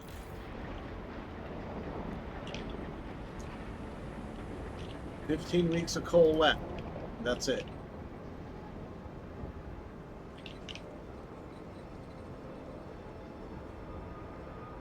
Okay. All right, turn it on. Yay!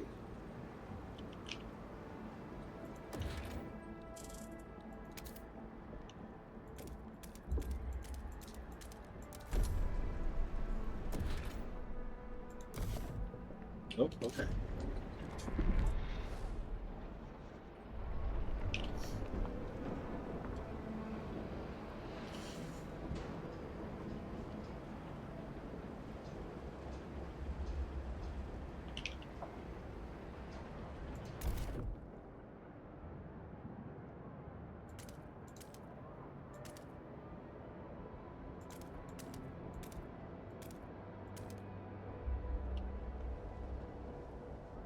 Hmm.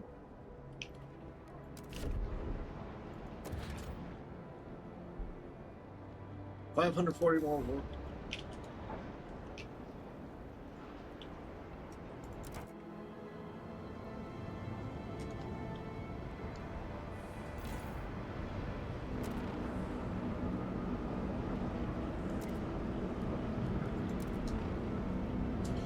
Okay, oops. There's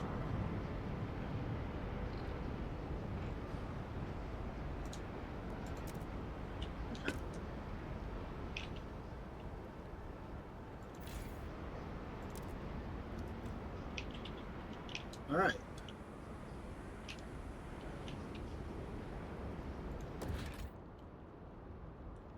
Materials. 7 more heat stamps. That means it'll happen tomorrow.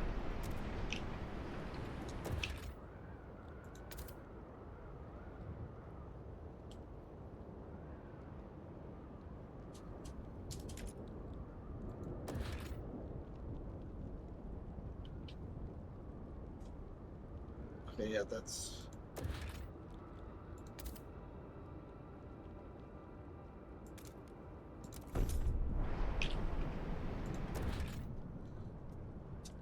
a lot more workforce and a little bit more heat stamps. Okay. Please give the right of way to frost-breaking teams in transit. Love how annoyed he sounds.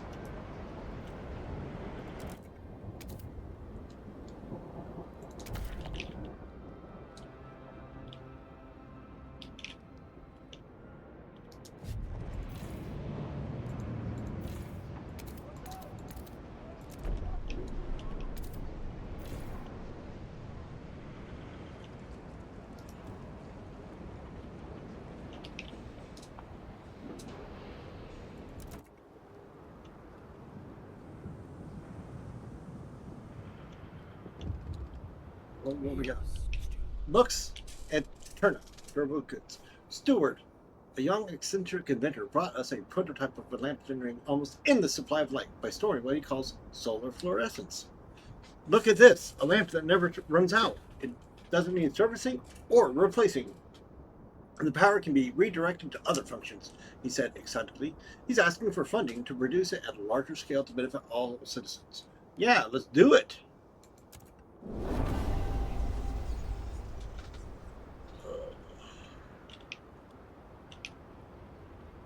Back to work, we have money. Edward, remember, you cannot be lazy with this.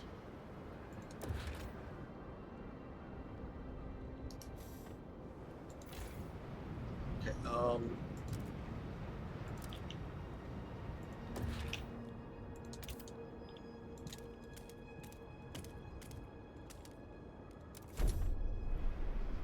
now, can we go? No, we cannot. Okay.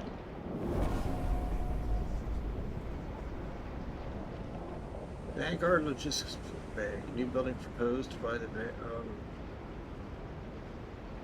Don't we already have a logistics bay? No. Okay, they... Oh! I see what you mean. Okay, yeah, we'll build that eventually.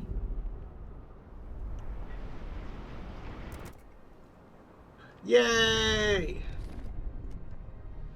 63 recently beaten and mugged. Oh my.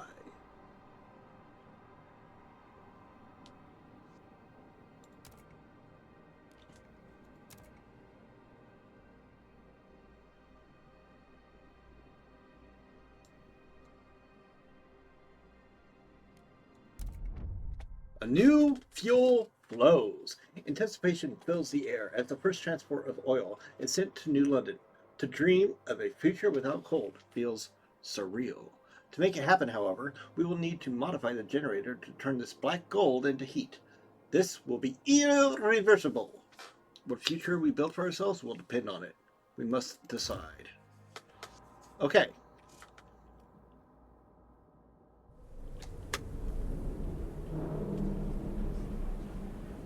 That was chapter 1. Chapter 2, Ambitions.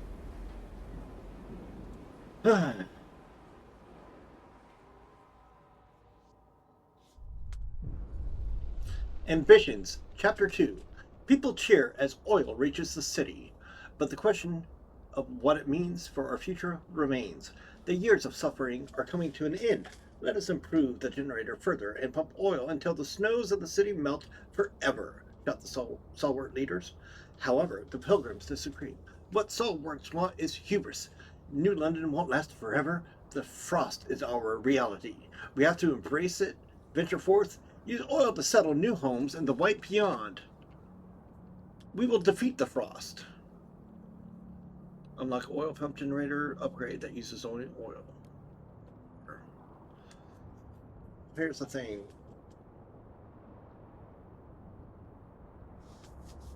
Unlocks unlimited settlements.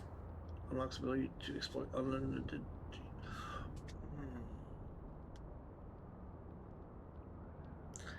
I want to be able to use all the coal.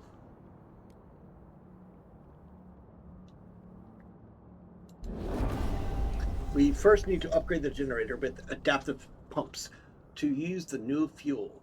Then we must research furnaces that will support upgrading viable outposts to permanent settlements. They will provide a steady supply of resources that will not run out. Not all outposts are viable as permanent settlements, but there are plenty of useful sites around New London. We have to find them. Adaptive pump generator upgrade is unlocked and available to be built. Settlement heating and generator upgrades are unlocked. I see. Ambrose Carlyle, Pilgrim. Yes, adapt to nature. Learn from its strength. Okay.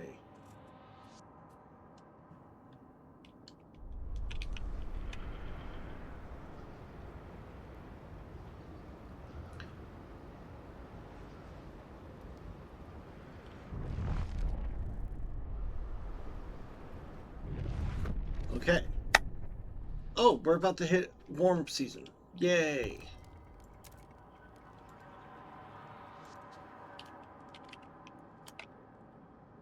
Alright, y'all, that was a lot of fun.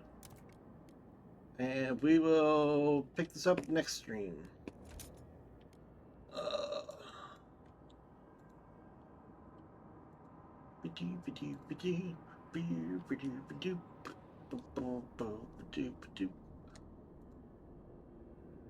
Let me check something real quick before we look for a raid.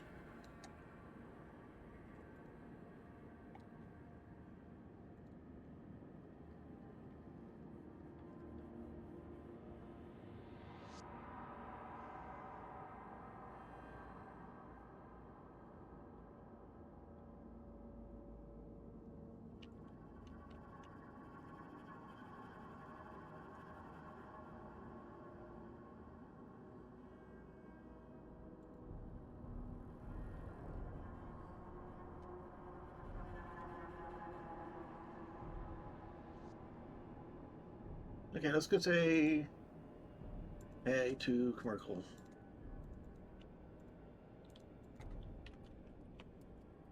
Alright, bye everybody.